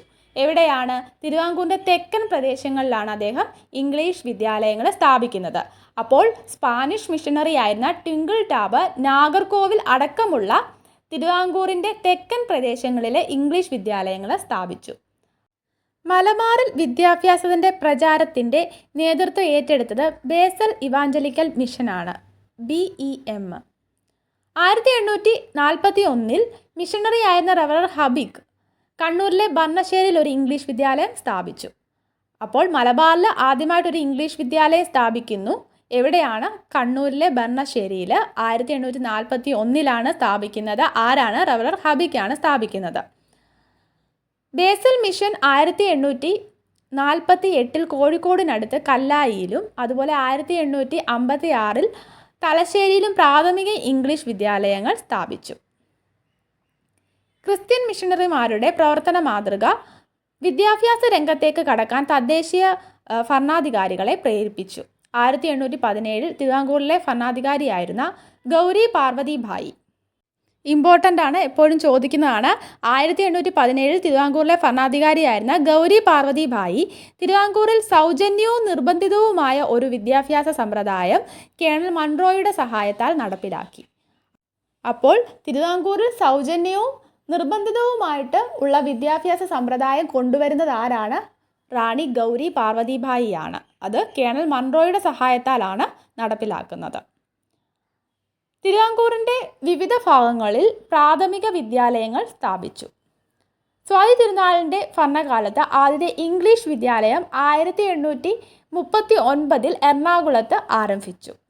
അപ്പോൾ ആരുടെ കാലത്താണ് ആദ്യമായിട്ട് ഇംഗ്ലീഷ് വിദ്യാലയം വരുന്നത്? സ്വാതി തിരുനാളിൻ്റെ ഭരണകാലത്താണ്. 1839 എറണാകുളത്താണ് ആരംഭിക്കുന്നത്. 1862 മറ്റൊരു ഇംഗ്ലീഷ് വിദ്യാലയം തലശ്ശേരിയിൽ തുടങ്ങി. ക്രമേണ കേരളത്തിൽ സ്കൂളുകളുടെയും കോളേജുകളുടെയും ഒരു ശൃംഖല തന്നെ സ്ഥാപിക്കപ്പെട്ടു. തലശ്ശേരി തുറമുഖത്തിലെ ഉദ്യോഗസ്ഥനായ ബ്രണ്ണൻ എല്ലാ മതത്തിലും ജാതിയിലും പെട്ട കുട്ടികൾക്ക് പഠിക്കുന്നതിനായിട്ട് 1862 മലബാറിൽ ബ്രണ്ണൻ സ്കൂൾ സ്ഥാപിച്ചു. അപ്പോൾ ബ്രണ്ണൻ സ്കൂൾ സ്ഥാപിക്കുന്നത് ആരാണ്? തലശ്ശേരി തുറമുഖത്തിലെ ഉദ്യോഗസ്ഥനായ ആരാണ്? ബ്രണ്ണനാണ്. അത് എന്തിനു വേണ്ടിയാണ്? എല്ലാ മതത്തിലും ജാതിയിലും പെട്ട കുട്ടികൾക്ക് പഠിക്കുന്നതിന് വേണ്ടിയാണ് ബ്രണ്ണൻ സ്കൂൾ സ്ഥാപിക്കുന്നത്. പിന്നീട് ഇത് ഒരു ഒന്നാം തരം കോളേജായി മാറി. ഫസ്റ്റ് ഗ്രേഡ് കോളേജായിട്ട് മാറി. 1866 പാലക്കാട് വിക്ടോറിയ ഹൈസ്കൂൾ നിലവിൽ വന്നു. പാലക്കാട് വിക്ടോറിയ ഹൈസ്കൂൾ നിലവിൽ വരുന്ന 1866 പിന്നീട് വിക്ടോറിയ കോളേജായിട്ട് ഇത് മാറി. 1866 തിരുവനന്തപുരം മഹാരാജാസ് കോളേജ്, അതുപോലെ 1875 എറണാകുളം മഹാരാജാസ് കോളേജ് സ്ഥാപിക്കപ്പെട്ടു. അപ്പോൾ 1875 എറണാകുളം മഹാരാജാസ് കോളേജ് സ്ഥാപിക്കപ്പെടുന്നത്. അപ്പോൾ ഇതിൻ്റെ വർഷമൊക്കെ ചോദിച്ചതായിട്ട് എനിക്ക് ഓർമ്മയുണ്ട്. ഈയിടയ്ക്ക് കുറച്ച് നാളായതേ ഉള്ളൂ ചോദിച്ചിട്ട്. അപ്പം മാസ്റ്റർ ഫോളോയിങ് ആയിട്ടാണ് ചോദിച്ചത്. 1866 തിരുവനന്തപുരം മഹാരാജാസ് കോളേജും 1875 എറണാകുളം മഹാരാജാസ് കോളേജ് സ്ഥാപിക്കപ്പെട്ടു. 1937 തിരുവിതാംകൂർ സർവകലാശാല നിലവിൽ വന്നു. അപ്പോൾ 1866 തിരുവനന്തപുരം മഹാരാജാസ് കോളേജ് വരുന്നു. 75 എറണാകുളം മഹാരാജാസ് കോളേജ് സ്ഥാപിക്കപ്പെടുന്നു. ഇനി തിരുവിതാംകൂർ സർവകലാശാല എന്നാണ് നിലവിൽ വന്നത്? 1937. ഈ തിരുവിതാംകൂർ സർവകലാശാലയാണ് പിന്നീട് കേരള സർവകലാശാലയായിട്ട് മാറുന്നത്. തിരുവിതാംകൂർ സർവകലാശാല കേരള സർവകലാശാലയായിട്ട് മാറുന്നത് എന്നാണ്? 1957. അപ്പോൾ കേരള സർവകലാശാലയാകുന്നത് എന്നാണ്? 1957. തിരുവിതാംകൂർ സർവകലാശാല നിലവിൽ വരുന്നത് 1937. ഇനി നിയമവ്യവസ്ഥ, ലീഗൽ സിസ്റ്റം നോക്കാം. ബ്രിട്ടീഷുകാർ ഇവിടെ ഉണ്ടായിരുന്ന നിയമവ്യവസ്ഥയിലും മാറ്റങ്ങൾ വരുത്തി. കൊളോണിയൽ ഭരണത്തിന് മുമ്പ് ജാതി വ്യവസ്ഥയെ അടിസ്ഥാനമാക്കിയുള്ള നിയമവ്യവസ്ഥയാണ് കേരളത്തിൽ പിന്തുടർന്നിരുന്നത്. അതിൽ ഏറ്റവും പ്രമുഖമായത് സത്യപരീക്ഷയായിരുന്നു. കുറ്റം ചെയ്തയാളിൻ്റെ ജാതി അനുസരിച്ചാണ് വിചാരണയുടെയും ശിക്ഷയുടെയും സ്വഭാവം നിർണ്ണയിക്കപ്പെട്ടിരുന്നത്. കേരളത്തിൻ്റെ വിവിധ ഭാഗങ്ങളിൽ വ്യത്യസ്ത തരം നീതിന്യായ സമ്പ്രദായങ്ങൾ നിലനിന്നിരുന്നു. ഈ പശ്ചാത്തലത്തിലാണ് ബ്രിട്ടീഷുകാർ പുതിയ ഒരു നിയമ സമ്പ്രദായവും പാശ്ചാത്യ നിയമചിന്തകളും കേരളത്തിൽ നടപ്പിലാക്കിയത്. അതിൽ നിയമവാഴ്ച, റൂൾ ഓഫ് ലോ, അതുപോലെ നിയമത്തിൻ്റെ മുന്നിൽ സമത്വം, ഇക്വാളിറ്റി ബിഫോർ ലോ തുടങ്ങിയ ആശയങ്ങൾ ശ്രേണി രൂപത്തിലുള്ള സിവിൽ ക്രിമിനൽ കോടതികളോടൊപ്പം നടപ്പിലാക്കപ്പെട്ടു. അവ ഈ ദേശത്ത് നിലനിന്നിരുന്ന നിയമങ്ങളെയും കൂട്ടിച്ചേർത്ത പുതിയൊരു ഏകീകൃത നിയമസംഹിതയ്ക്ക് രൂപം നൽകി. ഇനി നമ്മൾ നോക്കുന്നത് കൊളോണിയൽ ഭരണത്തിനെതിരായ ആദ്യകാല ചെറുത്തുനിൽപ്പുകളാണ്. എന്തൊക്കെയാണെന്ന് നോക്കാം. ബ്രിട്ടീഷ് ആധിപത്യം സ്ഥാപിക്കപ്പെട്ടതോടെ കേരളത്തിൻ്റെ ചരിത്രത്തിൽ ചെറുത്തുനിൽപ്പിൻ്റെ ഒരു പുതുയുഗത്തിന് തുടക്കമായി. നാട്ടുമുഖ്യന്മാരും ജനങ്ങളും ബ്രിട്ടീഷ് ആധിപത്യത്തിനെതിരായി കലാപത്തിൻ്റെ കൊടിയുയർത്തി. ഈ പ്രസ്ഥാനങ്ങൾക്ക് മലബാറിൽ പഴശ്ശിരാജ, കുറിച്യർ, മാപ്പിള കർഷകർ എന്നിവരും തിരുവിതാംകൂറിൽ വേലുത്തമ്പി ദളവയും കൊച്ചിയിൽ പാലിയത്തച്ഛനും നേതൃത്വം നൽകി. അപ്പോൾ നമ്മൾ ആദ്യം നോക്കുന്നത് പഴശ്ശി കലാപമാണ്. ബ്രിട്ടീഷ് ഭരണകാലത്ത് ദക്ഷിണേന്ത്യയിൽ പൊട്ടിപ്പുറപ്പെട്ട നിരവധി കലാപങ്ങളിൽ ഏറ്റവും ഗൗരവമേറിയതായിരുന്നു പഴശ്ശി കലാപം. ഈ കലാപത്തിൻ്റെ വീരപുരുഷൻ കേരളവർമ്മ പഴശ്ശിരാജയായിരുന്നു. പഴശ്ശി കലാപത്തിന് 2 ഘട്ടങ്ങളുണ്ടായിരുന്നു. 1793 മുതൽ 1797 വരെയായിരുന്നു ഒന്നാം ഘട്ടം. ഒന്നാം പഴശ്ശി കലാപം നടക്കുന്നത് 1793, 1797 കാലഘട്ടത്തിലാണ്. ബ്രിട്ടീഷുകാരുടെ തെറ്റായ നികുതി നിയമമായിരുന്നു ഒന്നാം കലാപത്തിൻ്റെ പ്രാഥമിക കാരണം. 1792 മലബാർ ബ്രിട്ടീഷ് ആധിപത്യത്തിന് കീഴിലായി. നമ്മൾ പറഞ്ഞിരുന്നു, ശ്രീരംഗപട്ടണം ഉടമ്പടി പ്രകാരം 1792 മലബാർ ബ്രിട്ടീഷ് ആധിപത്യത്തിന് കീഴിലായി. ആ സമയത്ത് നികുതി പിരിക്കാനുള്ള അധികാരം അവർ പ്രാദേശിക ഭരണാധികാരികൾക്ക് നൽകി. അവരുടെ നികുതി നിർണയവും പിരിവും നിഷ്ഠൂരമായിരുന്നു. അതിച്ചിരി കടുപ്പമുള്ളതായിരുന്നു. ഇതിന് പുറമെ പഴശ്ശിയുടെ എതിർപ്പിന് മറ്റൊരു കാരണം കൂടി ഉണ്ടായിരുന്നു. നികുതി മാത്രമായിരുന്നില്ല കാരണം. ടിപ്പു സുൽത്താനെ എതിർത്തിരുന്ന കമ്പനിയുടെ ശക്തനായ പിന്തുണക്കാരനായിരുന്നു ആദ്യകാലങ്ങളിൽ പഴശ്ശിരാജ. പക്ഷേ ശ്രീരംഗപട്ടണം സന്ധിക്ക് ശേഷം നികുതി പിരിക്കാനുള്ള അധികാരം കമ്പനി നൽകിയത് കുറുമ്പനാട്ടെ വീരവർമ്മയ്ക്കായിരുന്നു. നായർ സമുദായ അംഗങ്ങൾ, മാപ്പിളമാർ, ഗോത്രജനത എന്നിവരടങ്ങിയ പഴശ്ശിയുടെ പട്ടാളം കമ്പനി സൈന്യത്തെ ശക്തമായിട്ട് ചെറുത്തു. തുടർന്ന് ഇംഗ്ലീഷുകാരെ വയനാട്ടിൽ നിന്ന് പുറത്താക്കാനായി പഴശ്ശി മൈസൂരിൻ്റെ സഹായം തേടി. അവസാനം ബ്രിട്ടീഷ് സൈന്യം വയനാട്ടിൽ നിന്ന് പിന്മാറുകയും 1797 പഴശ്ശിയുമായി അനുരഞ്ജനത്തിലാവുകയും ചെയ്തു. അതാണ് ഒന്നാം പഴശ്ശി കലാപം എന്ന് പറയുന്നത്. ഇനി രണ്ടാം ഘട്ടം ആരംഭിച്ചതെന്നാണ്. രണ്ടാം പഴശ്ശി കലാപം 1800-ലാണ്. 1800-ലാണ് പഴശ്ശി കലാപത്തിൻ്റെ രണ്ടാം ഘട്ടം ആരംഭിച്ചത്. കലാപകാരികളെ വയനാട്ടിൽ മാത്രമായി ഒതുക്കി നിർത്താനുള്ള ആസൂത്രണം കേണൽ വെല്ലസ്ലി നടത്തി. കലാപകാരികളെ വയനാട്ടിൽ മാത്രമായിട്ട് ഒതുക്കി നിർത്താനുള്ള ഒരു ആസൂത്രണം കേണൽ വെല്ലസ്ലി നടത്തി. പഴശ്ശിരാജയുടെ സൈന്യത്തിൽ കുറിച്യരും കുറുമ്പരുമായിരുന്നു വലിയൊരു വിഭാഗം ഉണ്ടായിരുന്നത്. അപ്പോൾ പഴശ്ശിരാജയുടെ സൈന്യത്തിൽ കുറിച്യര്, കുറുമ്പര് ഇവരായിരുന്നു വലിയ വിഭാഗമായിട്ട് ഉണ്ടായിരുന്നത്. തലശ്ശേരിയിലെ സബ് കളക്ടറായിരുന്ന തോമസ് ഹാർവി ബേബർ പുൽപ്പള്ളിയിൽ കോൽക്കാർ എന്ന തദ്ദേശീയ സൈന്യത്തെ അണിനിരത്തി രാജയ്ക്കെതിരെ പട നയിച്ചു. അപ്പോൾ തോമസ് ഹാർവി ബേബർ എന്ത് ചെയ്തു? പഴശ്ശിരാജയ്ക്ക് എതിരെ സൈന്യത്തെ അണിനിരത്തി പട നയിച്ചു. 1805 നവംബർ 30 വയനാട്ടിലെ മാവിലാത്തോട് എന്ന സ്ഥലത്ത് വെച്ച് പഴശ്ശിരാജ കൊല്ലപ്പെടുകയും ചെയ്തു. അപ്പോൾ പഴശ്ശിരാജ കൊല്ലപ്പെട്ടത് എന്നാണ്? 1805 നവംബർ 30-നാണ്. ഇനി വേലുത്തമ്പിയും പാലിയത്തച്ഛനും പറഞ്ഞിരുന്നു. തിരുവിതാംകൂറിൽ വേലുത്തമ്പി ദളവ, അതുപോലെ കൊച്ചിയിലെ പാലിയത്തച്ഛൻ. നമുക്ക് നോക്കാം. മലബാർ കൈവശപ്പെടുത്തിയ ശേഷം ബ്രിട്ടീഷുകാർ തിരുവിതാംകൂറിലും കൊച്ചിയിലും കൂടി തങ്ങളുടെ രാഷ്ട്രീയ വാണിജ്യ താൽപ്പര്യങ്ങൾ ഉറപ്പിക്കാൻ ശ്രമിച്ചു.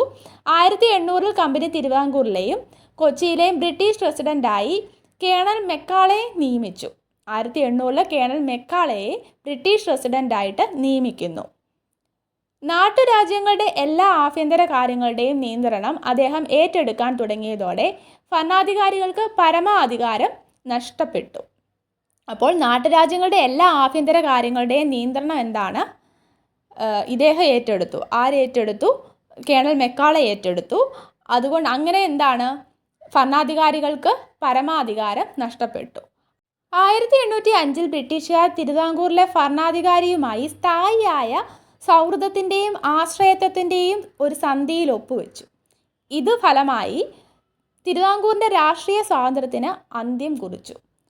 കപ്പം അടച്ചു തീർക്കാൻ റെസിഡൻറ്റ് നിർബന്ധം ചെലുത്തുകയും ഒപ്പം തന്നെ രാജ്യത്തിന് ഒരു വൻതുക നൽകേണ്ടിയിരുന്ന മാത്തു തരകൻ എന്നയാളുടെ ഭൂമി കണ്ടുകെട്ടാൻ വേലുത്തമ്പി പുറപ്പെടുവിച്ച കൽപ്പന അദ്ദേഹം റദ്ദാക്കുകയും ചെയ്തു. ഇതെല്ലാം കമ്പനിക്കെതിരായി ഒരു സായുധ കലാപം സംഘടിപ്പിക്കുവാൻ വേലുത്തമ്പി ദളവയെ പ്രേരിപ്പിച്ചു. കേണൽ മെക്കാളയുടെ ഇടപെടലിനെതിരായി വികാരം പങ്കുവെച്ച കൊച്ചിയിലെ മുഖ്യമന്ത്രിയായ പാലിയത്തച്ഛനുമായി അദ്ദേഹം വേലുത്തമ്പി ദളവ രഹസ്യധാരണയുണ്ടാക്കി. അവർ കോഴിക്കോട് സാമൂതിരിയുമായിട്ടും അതുപോലെ മൗറീഷ്യസിലുള്ള ഫ്രഞ്ചുകാരുമായിട്ടും രഹസ്യമായി ആശയവിനിമയം നടത്തി. 1808 ഡിസംബറിൽ മെക്കാളയുടെ കൊച്ചിയിലെ ക്യാമ്പ് ഭവനം തദ്ദേശീയ സൈന്യം ആക്രമിച്ചു. എന്നാൽ റെസിഡൻറ്റ് ഒരു കപ്പലിൽ കയറി രക്ഷപ്പെട്ടു.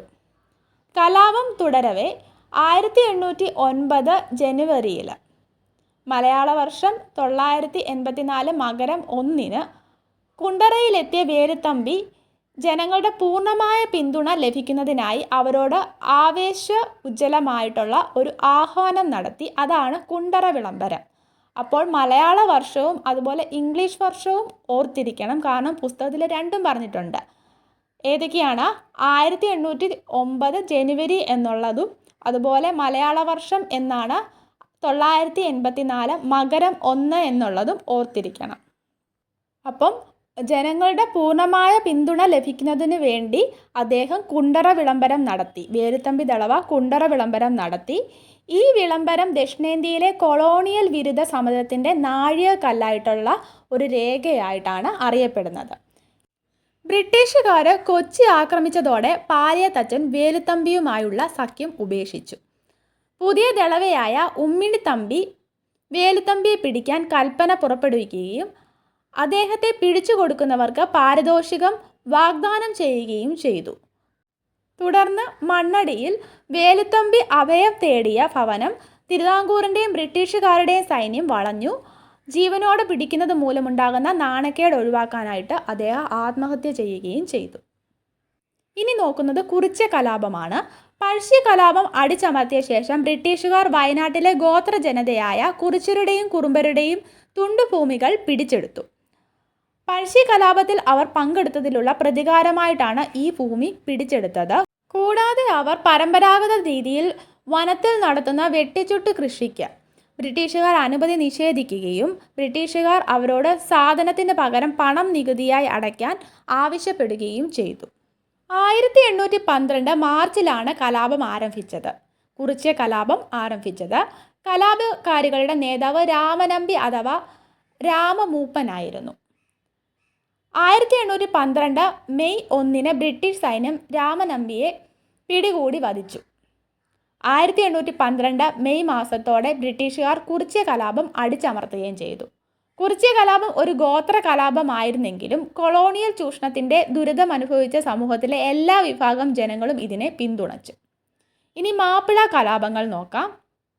മാപ്പിള കലാപങ്ങൾ എന്നറിയപ്പെട്ട അക്രമാസക്തമായ കലാപങ്ങളുടെ ഒരു പരമ്പരയ്ക്ക് 19-ാം നൂറ്റാണ്ടിലെ മലബാർ സാക്ഷ്യം വഹിച്ചു. ഇത്തരം 50-ലധികം കലാപങ്ങൾ ദക്ഷിണ മലബാറിൻ്റെ വിവിധ ഭാഗങ്ങളിൽ നിന്ന് റിപ്പോർട്ട് ചെയ്യപ്പെട്ടു. മലബാറിലെ കാർഷിക പ്രശ്നങ്ങളെക്കുറിച്ച് അന്വേഷിക്കാൻ നിയമിതനായ വില്യം ലോഗൻ ബ്രിട്ടീഷുകാരുടെ തെറ്റായ നികുതി നയത്തിൻ്റെ ഫലമായുണ്ടായ ദാരിദ്ര്യവും കാർഷിക അസംതൃപ്തിയുമാണ് കലാപം പൊട്ടിപ്പുറപ്പെടാൻ കാരണമായതെന്ന് റിപ്പോർട്ട് ചെയ്തു. അപ്പോൾ മാപ്പിള കലാപങ്ങൾ അന്വേഷിച്ചത് ആരാണ്? വില്യം ലോഗനാണ്. അവസാനം ബ്രിട്ടീഷുകാരുടെ അടിച്ചമർത്തൽ നയത്തിൻ്റെയും പരിഷ്കരണ നടപടികളുടെയും ഫലമായി കലാപങ്ങൾ അവസാനിച്ചു. അപ്പോൾ ബ്രിട്ടീഷുകാർ കലാപങ്ങൾ അടിച്ചമർത്തി. ഇത്തരം മാപ്പിള കലാപങ്ങളുടെ മൂർധന്യത്തിലായിരുന്നു 1921 മലബാർ കലാപം. അപ്പോൾ മലബാർ കലാപം എന്നാണ്, ഏത് വർഷമാണ്? 1921. അപ്പോൾ അന്വേഷിച്ച കമ്മീഷൻ ഏതാണ്? ലോഗൻ കമ്മീഷനാണ്. ഇനി സാമൂഹിക പരിഷ്കരണമാണ്. വായിച്ചിട്ട് സമയം കളയുന്നില്ല. നമുക്ക് മെയിനായിട്ടുള്ള പോയിന്റ്സ് മാത്രം ഇനി നോക്കിപ്പോകാം. ഇനി ചില സാമൂഹ്യ പരിഷ്കർത്താക്കളെക്കുറിച്ചാണ് നോക്കുന്നത്. ആദ്യം വൈകുണ്ഠസ്വാമികളാണ്. ഇദ്ദേഹത്തിൻ്റെ പ്രസ്ഥാനമാണ് സമത്വ സമാജം. പ്രസിദ്ധീകരണങ്ങൾ ഏതൊക്കെയാണ്? അഖിലത്തിരട്ട്, അരുൾനൂല്, അഖിലത്തിരട്ട് ഒക്കെ ഇദ്ദേഹത്തിൻ്റെ പ്രസിദ്ധീകരണങ്ങളാണ്. അപ്പോൾ പ്രസ്ഥാനം ഏതാണ്? സമത്വ സമാജം. പ്രസിദ്ധീകരണങ്ങൾ ഏതൊക്കെയാണ്? അഖിലത്തിരട്ട്, അരുൾനൂല്. പരിഷ്കാരങ്ങൾ എന്തൊക്കെയാണ് വരുത്തിയത്? ദക്ഷിണേന്ത്യയിൽ ആദ്യത്തെ കണ്ണാടി പ്രതിഷ്ഠ നടത്തി. അദ്ദേഹത്തിൻ്റെ ധാർമ്മിക വിശ്വാസ വ്യവസ്ഥ അയ്യാവഴി എന്ന് അറിയപ്പെട്ടു. അപ്പോൾ അയ്യാവഴി ആരുടെയാണ്? വൈകുണ്ഠസ്വാമികളുടെയാണ്. ആദ്യത്തെ കണ്ണാടി പ്രതിഷ്ഠ നടത്തി ദക്ഷിണേന്ത്യയിൽ. ഒരു തരത്തിലുമുള്ള വിവേചനങ്ങളില്ലാതെ എല്ലാ പേരുടെയും സമത്വത്തിനായി അദ്ദേഹം നിലകൊണ്ടു. ഇനി അടുത്തത് നോക്കുന്നത് ശ്രീനാരായണ ഗുരുവിനെ പറ്റിയാണ്. അദ്ദേഹത്തിൻ്റെ പ്രസ്ഥാനമാണ് ശ്രീനാരായണ ധർമ്മപരിപാലന യോഗം. അപ്പോൾ ശ്രീനാരായണ ധർമ്മപരിപാലന യോഗം ആരുടെയാണ്? ശ്രീനാരായണ ഗുരുവിൻ്റെയാണ്. പ്രസിദ്ധീകരണങ്ങൾ എന്തൊക്കെയാണ്? അദ്ദേഹത്തിൻ്റെ പ്രസിദ്ധീകരണങ്ങളാണ് ആത്മോപദേശ ശതകം, ദൈവദശകം, ദർശനമാല, ശിവശതകം, നവമഞ്ജരി. അപ്പോൾ ഇതിത്രയുമാണ് എപ്പോഴും ചോദിച്ചുകൊണ്ടും ഇരിക്കുന്ന കൃതികൾ. ബാക്കി കൃതികളൊന്ന് നോക്കിയാൽ മാത്രം മതി. ഇത് പക്ഷേ കാണാതെ പഠിച്ചോണം. ആത്മോപദേശ ശതകം, ദൈവദശകം, ദർശനമാല. ആത്മോപദേശ ശതകം, ദൈവദർശനം, ദർശനമാല, ശിവശതകം, നവമഞ്ജരി. ഇത്രയും ശ്രീനാരായണ ഗുരുവിൻ്റെ പ്രസിദ്ധീകരണങ്ങളാണ്. ഇനി അദ്ദേഹം നടത്തിയ പരിഷ്കാരങ്ങൾ എന്തൊക്കെയാണ്? അന്ധവിശ്വാസങ്ങൾ, ജാതി വിവേചനങ്ങൾ എന്നിവയുടെ ഉച്ചാടനത്തിനായി നിലകൊണ്ടു. പാശ്ചാത്യ വിദ്യാഭ്യാസം, വാണിജ്യ വ്യവസായ സംരംഭങ്ങൾ എന്നിവ ഏറ്റെടുക്കാൻ ജനങ്ങളെ പ്രേരിപ്പിച്ചു. ഒരു ജാതി, ഒരു മതം, ഒരു ദൈവം മനുഷ്യന് എന്നത് അദ്ദേഹത്തിൻ്റെ പ്രസിദ്ധമായ വചനമായിരുന്നു. യാഥാസ്ഥിതിക ജനവിഭാഗത്തെ അമ്പരിപ്പിച്ചുകൊണ്ട് 1888 അദ്ദേഹം അരുവിപ്പുറത്ത് ശിവപ്രതിഷ്ഠ നടത്തി. അപ്പോൾ അരുവിപ്പുറത്ത് ശിവപ്രതിഷ്ഠ നടത്തി 1888. അതുപോലെ ഒരു ജാതി, ഒരു മതം, ഒരു ദൈവം മനുഷ്യന് എന്ന വചനം പറഞ്ഞു. പാശ്ചാത്യ വിദ്യാഭ്യാസം, വാണിജ്യ വ്യവസായ സംരംഭങ്ങൾ എന്നിവ ഏറ്റെടുക്കാൻ ജനങ്ങളെ പ്രേരിപ്പിച്ചു. അന്ധവിശ്വാസങ്ങൾ, ജാതി വിവേചനങ്ങൾ എന്നിവയുടെ ഉച്ചാടനത്തിനായി നിലകൊണ്ടു. ഇനി അടുത്തത് ചട്ടമ്പി സ്വാമികളാണ്. അദ്ദേഹത്തിൻ്റെ പ്രസിദ്ധീകരണങ്ങളാണ് പ്രാചീന മലയാളം, ആദിഭാഷ, വേദാധികാര നിരൂപണം. 3 കൃതികളും മാറി മാറി ചോദിക്കുന്നതാണ്. പ്രാചീന മലയാളം, ആദിഭാഷ, വേദാധികാര നിരൂപണം. മാറിപ്പോകാതെ പഠിച്ചു വെച്ചോണം. ഇനി ഇദ്ദേഹത്തിൻ്റെ പരിഷ്കാരങ്ങൾ. അദ്ദേഹം ജാതി വ്യവസ്ഥയെയും യുക്തിരഹിതമായ സാമൂഹിക ആചാരങ്ങളെയും എതിർത്തു. മലയാള ഭാഷയ്ക്കും സാഹിത്യത്തിനും വിലയേറിയ സംഭാവനകൾ ചെയ്തു. വേദങ്ങളിൽ ബ്രാഹ്മണർക്കുണ്ടായിരുന്ന കുത്തക ആധിപത്യത്തെ അദ്ദേഹം വെല്ലുവിളിച്ചു. വേദങ്ങൾ ബ്രാഹ്മണർക്ക് മാത്രമാണ് എന്നൊക്കെയുള്ള ചിന്തകൾ ഉണ്ടായിരുന്നല്ലോ, അതിനെയൊക്കെ അദ്ദേഹം വെല്ലുവിളിച്ചു. അപ്പോൾ ഇത്രയുമാണ് ചട്ടമ്പി സ്വാമികൾ. ഇനി അയ്യങ്കാളിയെ പറ്റി നോക്കാം. അദ്ദേഹത്തിൻ്റെ പ്രസ്ഥാനമാണ് സാധുജന പരിപാലന യോഗം. പരിഷ്കാരങ്ങൾ എന്തൊക്കെയാണെന്ന് നോക്കാം. താഴ്ന്ന ജാതിക്കാർക്ക് പൊതുനിരത്തുകൾ തുറന്നു കിട്ടുന്നതിനും സ്കൂൾ പ്രവേശനം നൽകുന്നത് ഉൾപ്പെടെയുള്ള പൗരാവകാശങ്ങൾ ഉറപ്പിക്കുന്നതിനും വേണ്ടി നിലകൊണ്ടു. അപ്പോൾ എന്തൊക്കെയാണ്? താഴ്ന്ന ജാതിക്കാർക്ക് പൊതുനിരത്തുകൾ തുറന്നു കിട്ടുന്നതിനും സ്കൂൾ പ്രവേശനം ഉറപ്പിക്കുന്നതിനും അദ്ദേഹം നിലകൊണ്ടു. ജാതി വ്യവസ്ഥയെ എതിർത്തു. താഴ്ന്ന ജാതിക്കാർക്ക് പൊതുവിദ്യാഭ്യാസം ലഭ്യമാക്കുന്നതിന് വേണ്ടി തൊഴിലാളി സമരങ്ങൾ നയിച്ചു. താഴ്ന്ന ജാതിയിൽപ്പെട്ട സ്ത്രീകൾക്ക് വസ്ത്രം ധരിക്കുന്നതിന് ഏർപ്പെടുത്തിയ നിയന്ത്രണങ്ങൾക്കെതിരായി കല്ലുമാല സമരങ്ങൾ സംഘടിപ്പിച്ചു. കല്ലുമാല സമരം ആരാണ് സംഘടിപ്പിച്ചത്? അയ്യങ്കാളിയാണ് സംഘടിപ്പിക്കുന്നത്. ഇനി നോക്കുന്നത് വക്കം അബ്ദുൽ ഖാദർ മൗലവിയെ പറ്റിയാണ്. അദ്ദേഹത്തിൻ്റെ പ്രസ്ഥാനമാണ് തിരുവിതാംകൂർ മുസ്ലിം മഹാജന സഭ. തിരുവിതാംകൂർ മുസ്ലിം മഹാജന സഭ ആരുടെയാണ്? വക്കം അബ്ദുൽ ഖാദർ മൗലവിയുടെയാണ്. അദ്ദേഹത്തിൻ്റെ പ്രസിദ്ധീകരണങ്ങളാണ് സ്വദേശാഭിമാനി. അത് ഒരു പത്രമാണ്, സ്വദേശാഭിമാനി. അതിൻ്റെ പത്രാധിപരാണ് കെ രാമകൃഷ്ണ പിള്ള. പിന്നെ ഉള്ളത് അൽ ഇസ്ലാമാണ്. അദ്ദേഹത്തിൻ്റെ മാസികയാണ് അൽ ഇസ്ലാം. വക്കം അബ്ദുൽ ഖാദർ മൗലവിയുടെ മാസികയാണ് അൽ ഇസ്ലാം. അറബി മലയാളം മാസികയാണ്. അദ്ദേഹത്തിൻ്റെ മാസികയായ അൽ ഇസ്ലാം എന്ന് പറയുന്നത് അറബി മലയാളം മാസികയാണ്. ഇദ്ദേഹത്തിൻ്റെ പരിഷ്കാരങ്ങൾ. ഇസ്ലാമികമല്ലാത്ത എല്ലാ ആചാരങ്ങളെയും ഉപേക്ഷിക്കാൻ അദ്ദേഹം മുസ്ലിങ്ങളോട് ആഹ്വാനം ചെയ്തു. പാശ്ചാത്യ വിദ്യാഭ്യാസം നേടാനും ആധുനിക പുരോഗമന പ്രസ്ഥാനങ്ങളിൽ പങ്കുവഹിക്കാനും മുസ്ലിങ്ങളെ ഉപദേശിച്ചു. ഇനി അടുത്തത് നോക്കുന്നത് വാഗ്ഭടാനന്ദനാണ്. വാഗ്ഭടാനന്ദൻ്റെ പ്രസ്ഥാനമാണ് ആത്മവിദ്യാസംഘം. പ്രസിദ്ധീകരണങ്ങൾ നോക്കാം. അഭിനവ കേരളം അദ്ദേഹത്തിൻ്റെ മാസികയാണ് അഭിനവ കേരളം. ആത്മവിദ്യാകാഹളം പത്രികയാണ്. അപ്പോൾ അദ്ദേഹത്തിൻ്റെ പ്രസ്ഥാനമാണ് ആത്മവിദ്യാസംഘം, മാസിക അഭിനവ കേരളം, ആത്മവിദ്യാകാഹളം എന്നത് പത്രികയാണ്. ഇനി പരിഷ്കാരങ്ങൾ. താഴ്ന്ന ജാതിക്കാർക്ക് ക്ഷേത്രത്തിൽ പ്രവേശിക്കുന്നതിനുള്ള അവകാശത്തെ പിന്തുണച്ചു. ദുർബല വിഭാഗങ്ങളുടെ സാമ്പത്തിക പുരോഗതിയിൽ സൂക്ഷ്മ ശ്രദ്ധ പതിപ്പിക്കുകയും കർഷക പ്രസ്ഥാനങ്ങളുമായി ബന്ധം സ്ഥാപിക്കുകയും ചെയ്തു. യുക്തിചിന്തയും വിമർശന ചിന്തയും പ്രോത്സാഹിപ്പിച്ചു. ഇത്രയുമാണ് വാഗ്ഭടാനന്ദന്. വാഗ്ഭടാനന്ദൻ്റെ പ്രസ്ഥാനം ഏതാണ്? ആത്മവിദ്യാ സംഘമാണ്. അത് ഓർത്തിരിക്കുക. ഇനി മാർ കുര്യാക്കോസ് ഏലിയാസ് ചാവറ.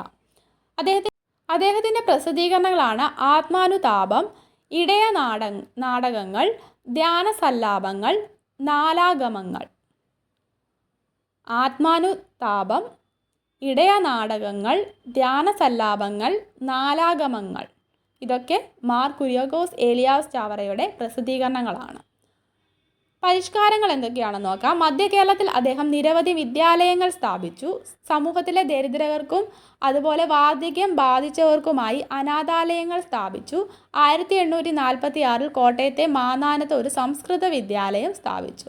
അപ്പോൾ മാർ കുര്യാക്കോസ് ഏലിയാസ് ചാവറ കോട്ടയത്ത് മാന്നാനത്ത് സംസ്കൃത വിദ്യാലയം സ്ഥാപിച്ചത് എന്നാണ്? ഏത് വർഷമാണ്? 1846.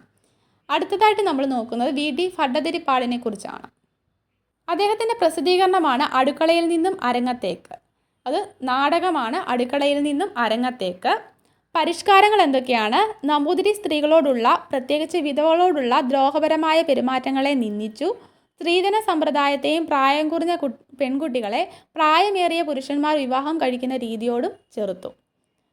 അപ്പോൾ അദ്ദേഹത്തിൻ്റെ പ്രസിദ്ധീകരണം ഓർത്തിരിക്കുക. നാടകമാണ് അടുക്കളയിൽ നിന്നും അരങ്ങത്തേക്ക്. ഇനി കുറേ സാമൂഹിക പരിഷ്കർത്താക്കന്മാരുടെ പേരുകൾ കൊടുത്തിട്ടുണ്ട്. ഇവരെ പറ്റിയെല്ലാം നമ്മൾ പഠിച്ചിരിക്കേണ്ടതാണ്. അത് നോക്കുക, വായിച്ച് നോക്കുക. ഈ സ്ലൈഡ് അത്രയേ ഉള്ളൂ. അടുത്തത് നോക്കുന്നത് ഒരു ജനാധിപത്യ സമൂഹത്തിനായുള്ള പോരാട്ടം. ഇതെന്ന് പറയുന്നത് കലാപങ്ങളാണ്. സ്വാതന്ത്ര്യത്തിന് വേണ്ടി നടത്തുന്ന പല കലാപങ്ങളാണ് ഇനി നോക്കുന്നത്. ആദ്യം നോക്കുന്നത് ചാന്നാർ കലാപമാണ്. സാമൂഹിക നീതി സംരക്ഷിക്കുന്നതിനായി നടന്ന ആദ്യ സമരങ്ങളിൽ പ്രധാനപ്പെട്ട ഒന്നായിരുന്നു ചാന്നാർ കലാപം. സമൂഹത്തിലെ സവർണ സ്ത്രീകൾക്കുണ്ടായിരുന്നതുപോലെ വസ്ത്രം ധരിക്കാനുള്ള അവകാശം അന്ന് ചാന്നാർ സ്ത്രീകൾക്ക് ഉണ്ടായിരുന്നില്ല. കേണൽ മൺറോ ദിവാനായിരുന്ന കാലഘട്ടത്തിൽ ക്രിസ്തുമതത്തിലേക്ക് പരിവർത്തനം ചെയ്ത ചാന്നാർ സ്ത്രീകൾക്ക് കുപ്പായം കൊണ്ട് ശരീരം മറയ്ക്കാൻ അനുവാദം നൽകിക്കൊണ്ട് കൽപ്പന പുറപ്പെടുവിച്ചു. എന്നാൽ ഇതുകൊണ്ട് സംതൃപ്തരാകാതിരുന്ന ചാന്നാർ സമുദായ അംഗങ്ങൾ സവർണ സ്ത്രീകൾ ധരിക്കുന്നത് പോലെ മേൽമുണ്ടും കൂടി ധരിച്ച് പൊതുനിരത്തിൽ പ്രത്യക്ഷപ്പെടാനായിട്ട് തുടങ്ങി. തുടർന്ന് 1859 ജൂലൈ 26 വസ്ത്രധാരണവുമായി ബന്ധപ്പെട്ട് നിലനിന്ന എല്ലാ വിലക്കുകളും നിരോധിച്ചുകൊണ്ട് രാജാവ് കൽപ്പന പുറപ്പെടുവിക്കുകയും ചെയ്തു.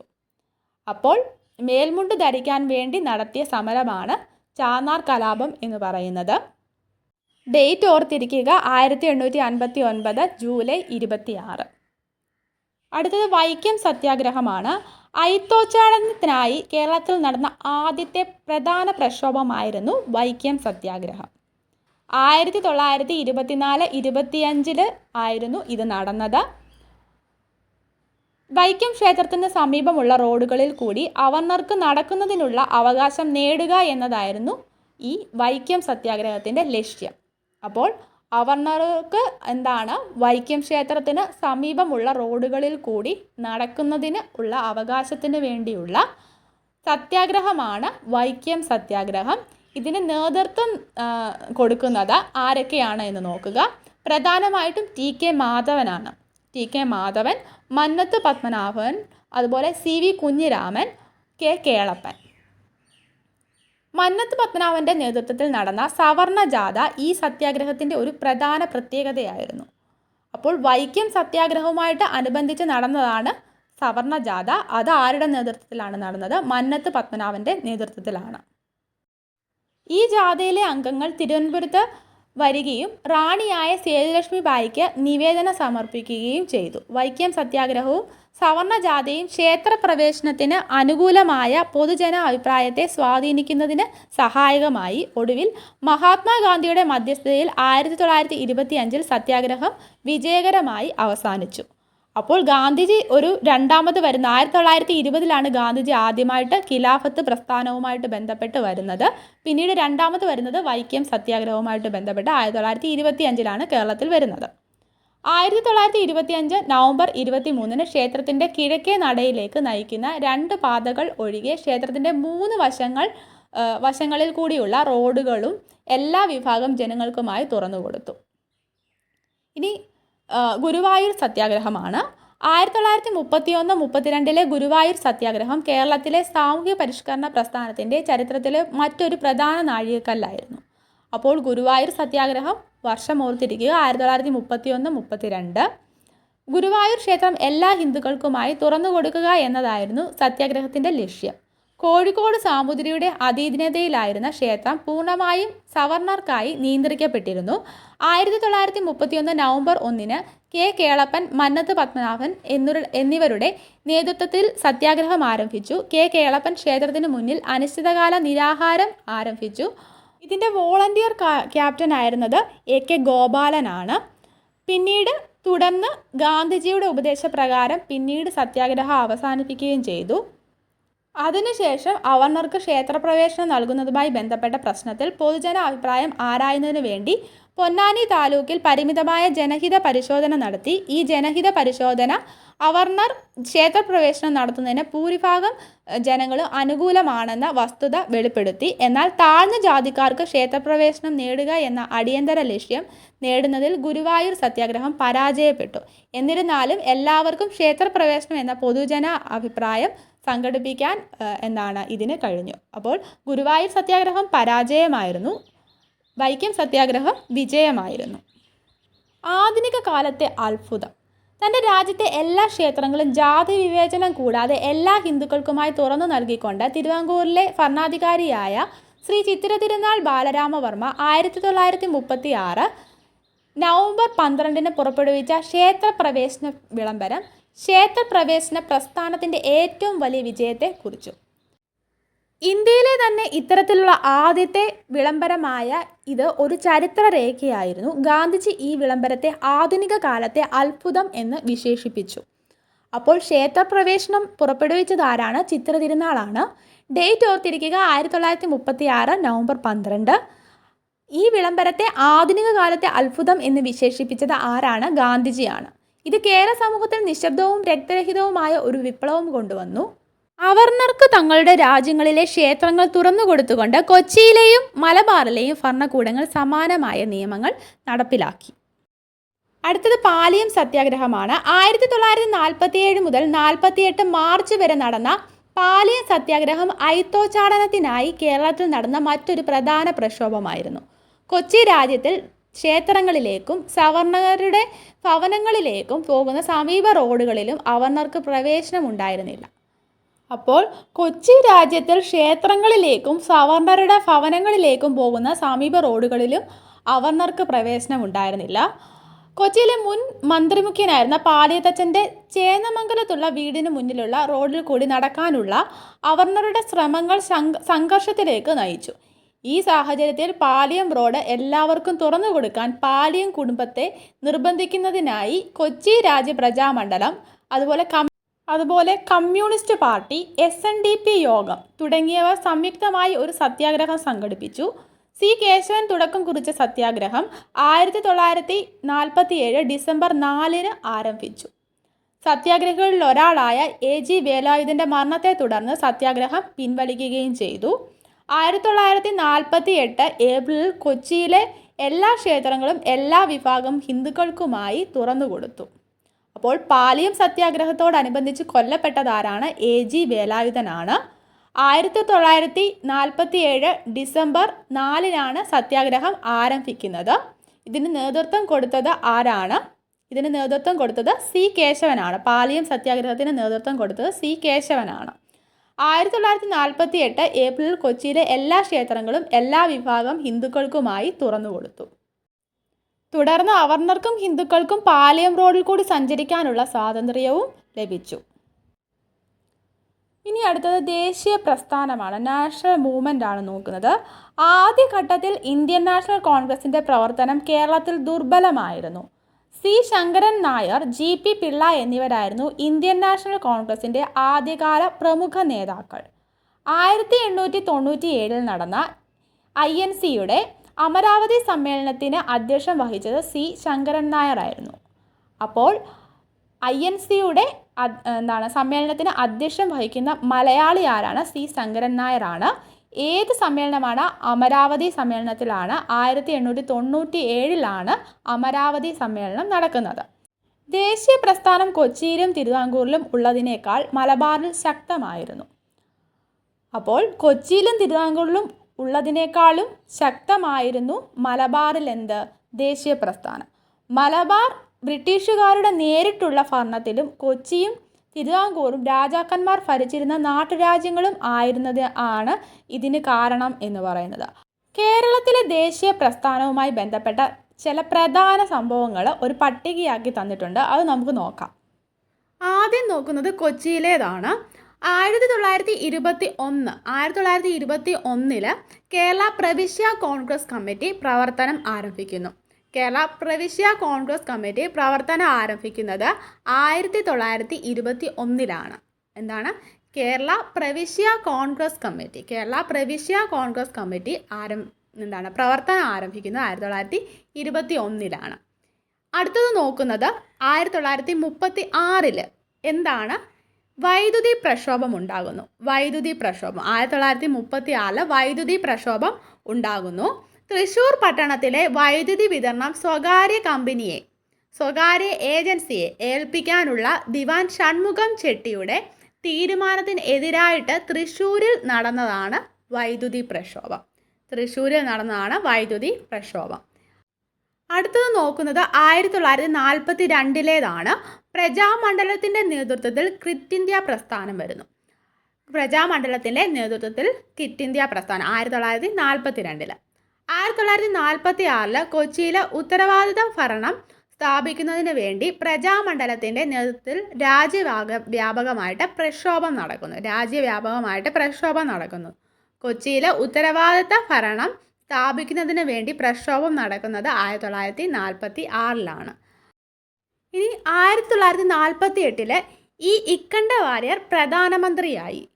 കൊച്ചിയിലെ ആദ്യത്തെ സമ്പൂർണ്ണ പ്രജാമണ്ഡല മന്ത്രിസഭ അങ്ങനെ വരുന്നു. പ്രജാമണ്ഡലം ഔപചാരികമായി INC-യിൽ ലയിച്ചു. ഔപചാരികമായിട്ട് INC-യിൽ ലയിക്കുന്നത് 1948. അടുത്തത് 1930 1930 സിവിൽ നിയമ ലംഘന പ്രസ്ഥാനം വരുന്നു. 1941 VR കൃഷ്ണൻ എഴുത്തച്ഛൻ്റെ അധ്യക്ഷതയിൽ കൊച്ചി രാജ്യ പ്രജാമണ്ഡലം എന്ന ഒരു പുതിയ രാഷ്ട്രീയ പ്രസ്ഥാനം നിലവിൽ വരുന്നു. ഇമ്പോർട്ടൻ്റ് ആണ്. കൊച്ചി രാജ്യ പ്രജാമണ്ഡലം നിലവിൽ വരുന്നത് 1941. ആരുടെ അധ്യക്ഷതയിലാണ്? VR കൃഷ്ണൻ എഴുത്തച്ഛൻ്റെ അധ്യക്ഷതയിലാണ് കൊച്ചി രാജ്യ പ്രജാമണ്ഡലം നിലവിൽ വരുന്നത്. അടുത്തത് നോക്കുന്നത് മലബാറിലെ സംഭവങ്ങളാണ്. 1920 എന്ത് സംഭവിച്ചു? കുടിയായ്മ പരിഷ്കാരങ്ങൾ ആവശ്യപ്പെട്ട മഞ്ചേരി രാഷ്ട്രീയ സമ്മേളനം നടക്കുന്നു. നിസ്സഹകരണ പ്രസ്ഥാനവും ഖിലാഫത്ത് പ്രസ്ഥാനവും 1920. കുടിയായ്മ പരിഷ്കാരങ്ങൾ ആവശ്യപ്പെട്ട മഞ്ചേരി രാഷ്ട്രീയ സമ്മേളനം നടക്കുന്നത് 1920. മഞ്ചേരി രാഷ്ട്രീയ സമ്മേളനം നടക്കുന്നത് 1920. അതെന്താണ് ആവശ്യപ്പെട്ടത്? മഞ്ചേരി രാഷ്ട്രീയ സമ്മേളനം എന്താണ് ആവശ്യപ്പെട്ടത്? കുടിയായ്മ പരിഷ്കാരങ്ങളാണ്. അതുപോലെ നിസ്സഹകരണ പ്രസ്ഥാനവും ഖിലാഫത്ത് പ്രസ്ഥാനവും ഒക്കെ 1920. 1921 T. പ്രകാശത്തിൻ്റെ അധ്യക്ഷതയിൽ ഒറ്റപ്പാലത്ത് വെച്ച് ആദ്യത്തെ അഖില കേരള പ്രവിശ്യ സമ്മേളനം നടക്കുന്നു. ആദ്യത്തെ അഖില കേരള പ്രവിശ്യ സമ്മേളനം എവിടെയാണ് നടക്കുന്നത്? ഒറ്റപ്പാലത്താണ്. ആദ്യമായിട്ട് നടക്കുന്ന ഒറ്റപ്പാലത്താണ്. അതിൻ്റെ അധ്യക്ഷത വഹിച്ചത് T. പ്രകാശമാണ്. ആന്ധ്ര കേസരി എന്നറിയപ്പെടുന്ന T. പ്രകാശമാണ് ആദ്യത്തെ അഖില കേരള പ്രവിശ്യ സമ്മേളനത്തിൻ്റെ അധ്യക്ഷത വഹിച്ചത്.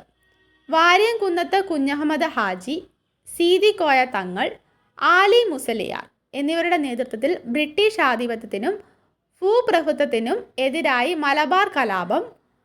അപ്പോൾ മലബാർ കലാപത്തിന് നേതൃത്വം വഹിച്ചത് ആരൊക്കെയാണ്? വാര്യംകുന്നത്ത് കുഞ്ഞഹമ്മദ് ഹാജി, സീതി കോയ തങ്ങൾ, ആലി മുസലിയാർ. ഇവരുടെ നേതൃത്വത്തിലാണ് മലബാർ കലാപം നടക്കുന്നത്. അത് 1921 നടക്കുന്നത്. 90 മാപ്പിള കലാപകാരികളിൽ 61 പേർ തിരൂരിൽ നിന്നും കോയമ്പത്തൂരിലേക്ക് പോയ അടച്ചു പൂട്ടിയ ഗുഡ്സ് വാഗണിൽ യാത്രാമധ്യേ ശ്വാസം മുട്ടി മരണപ്പെടുന്നുണ്ട്. ഇത് വാഗൺ ദുരന്തം എന്നറിയപ്പെടുന്നു.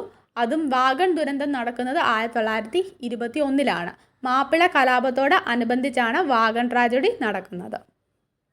ഇനി 1930 എന്താണ് ഉപ്പു സത്യാഗ്രഹം നടക്കുന്നുണ്ട്. കെ കേളപ്പൻ, മുഹമ്മദ് അബ്ദുൾ റഹ്മാൻ സാഹിബ്, ഇ മൊയ്തു മൗലവി, Moyyarath Sankaran, P Krishnapillai, R V Sharma തുടങ്ങിയവർ നയിച്ച ഉപ്പു സത്യാഗ്രഹം നടക്കുന്നത് 1930. 1936 കണ്ണൂരിൽ നിന്നും മദ്രാസ് വരെ എ കെ ഗോപാലൻ്റെ നേതൃത്വത്തിൽ പട്ടിണി ജാഥ നടക്കുന്നുണ്ട്. പട്ടിണി ജാഥ നടക്കുന്നത് കണ്ണൂരിൽ നിന്നും മദ്രാസ് വരെയാണ്. അത് നടക്കുന്നത് ഏത് വർഷമാണ്? 1936. 1936 എന്ത് നടക്കുന്നത്? പട്ടിണി ജാഥ നടക്കുന്നത്. ഇതിന് നേതൃത്വം കൊടുക്കുന്നത് ആരാണ്? എ കെ ഗോപാലനാണ്. കണ്ണൂരിൽ നിന്ന് മദ്രാസ് വരെയാണ് പട്ടിണി ജാഥ നടന്നത്. ഇനി 1942 നമുക്കറിയാം ക്വിറ്റ് ഇന്ത്യ പ്രസ്ഥാനം. പിന്നെന്താണ് നടന്നത്? Keezhariyur bomb case. ഇതൊക്കെ എന്താണ്? 1942. അപ്പം എന്താണ് കീഴരിയൂർ ബോംബ് കേസ് എന്ന് പറയുന്നത് ക്വിറ്റ് ഇന്ത്യ പ്രസ്ഥാനവുമായിട്ട് ബന്ധപ്പെട്ട് ഇരിക്കുന്നതാണ്. അപ്പോൾ 1942 അത് നടക്കുന്നത്. അടുത്തത് പൂക്കോട്ടൂർ യുദ്ധമാണ് നോക്കുന്നത്. മലബാർ കലാപകാലത്തെ ആദ്യത്തെ ആസൂത്രിതവും നേരിട്ടുള്ളതുമായ ആക്രമണം പൊട്ടിപ്പുറപ്പെട്ടത് 1921 ഓഗസ്റ്റിൽ പൂക്കോട്ടൂരിൽ ആയിരുന്നു. ഏകദേശം 3000 കലാപകാരികൾ ഇതിൽ പങ്കെടുത്തു. ഈ കലാപം വളരെ ശക്തമായതിനാൽ ജില്ലാ മജിസ്ട്രേറ്റ് ആയിരുന്ന തോമസ് കലാപത്തെ അടിച്ചമർത്താൻ കൂടുതൽ സൈനിക സഹായം മദ്രാസ് സർക്കാരിനോട് ആവശ്യപ്പെട്ടു. കോമസ് എന്ന യുദ്ധക്കപ്പലിന് കോഴിക്കോട് തുറമുഖത്തെത്താൻ ആവശ്യമായ ഏർപ്പാടുകൾ ചെയ്തിരുന്നു. യുദ്ധക്കപ്പലിൻ്റെ സാന്നിധ്യം കലാപകാരികളെ ഭയപ്പെടുത്തും എന്ന പ്രതീക്ഷയിലാണ് ഇങ്ങനെ ചെയ്തത്. 100 കണക്കിന് കലാപകാരികൾ ഇതിൽ കൊല്ലപ്പെടുന്നു. ഇതാണ് പൂക്കോട്ടൂർ യുദ്ധം എന്ന് പറയുന്നത്.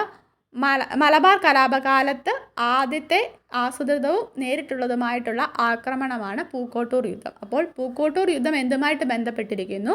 മലബാർ കലാപവുമായിട്ട് ബന്ധപ്പെട്ടിരിക്കുന്നു. നമ്മൾ കൊച്ചി അതുപോലെ മലബാർ പ്രധാന സംഭവങ്ങൾ നോക്കി. തിരുവിതാംകൂർ നോക്കിയില്ല. തിരുവിതാംകൂറിലെ ഇനി അടുത്തത് 1927 എന്ത് പറ്റി? ഉത്തരവാദ ഭരണത്തിന് വേണ്ടിയുള്ള ജനകീയ പ്രക്ഷോഭം നടക്കുന്നു. ഉത്തരവാദ ഭരണത്തിന് വേണ്ടിയുള്ള ജനകീയ പ്രക്ഷോഭം തിരുവിതാംകൂറിൽ നടക്കുന്ന 1927. അതുപോലെ 1929 ദക്ഷിണേന്ത്യൻ രാജ്യങ്ങളുടെ ജനകീയ സമ്മേളനം നടക്കുന്നുണ്ട്. 1932 C Kesavan, T M Varghese, N V Joseph, P K Kunju എന്നിവരുടെ നേതൃത്വത്തിൽ അഖില തിരുവിതാംകൂർ സംയുക്ത രാഷ്ട്രീയ സമിതി നിവർത്തന പ്രക്ഷോഭം ആരംഭിച്ചു. നിവർത്തന പ്രക്ഷോഭം ഏതാണ് വർഷം? 1932. ആരൊക്കെയാണ് നേതൃത്വം കൊടുക്കുന്നത്? C Kesavan, T M Varghese, N V Joseph, P K കുഞ്ഞ്.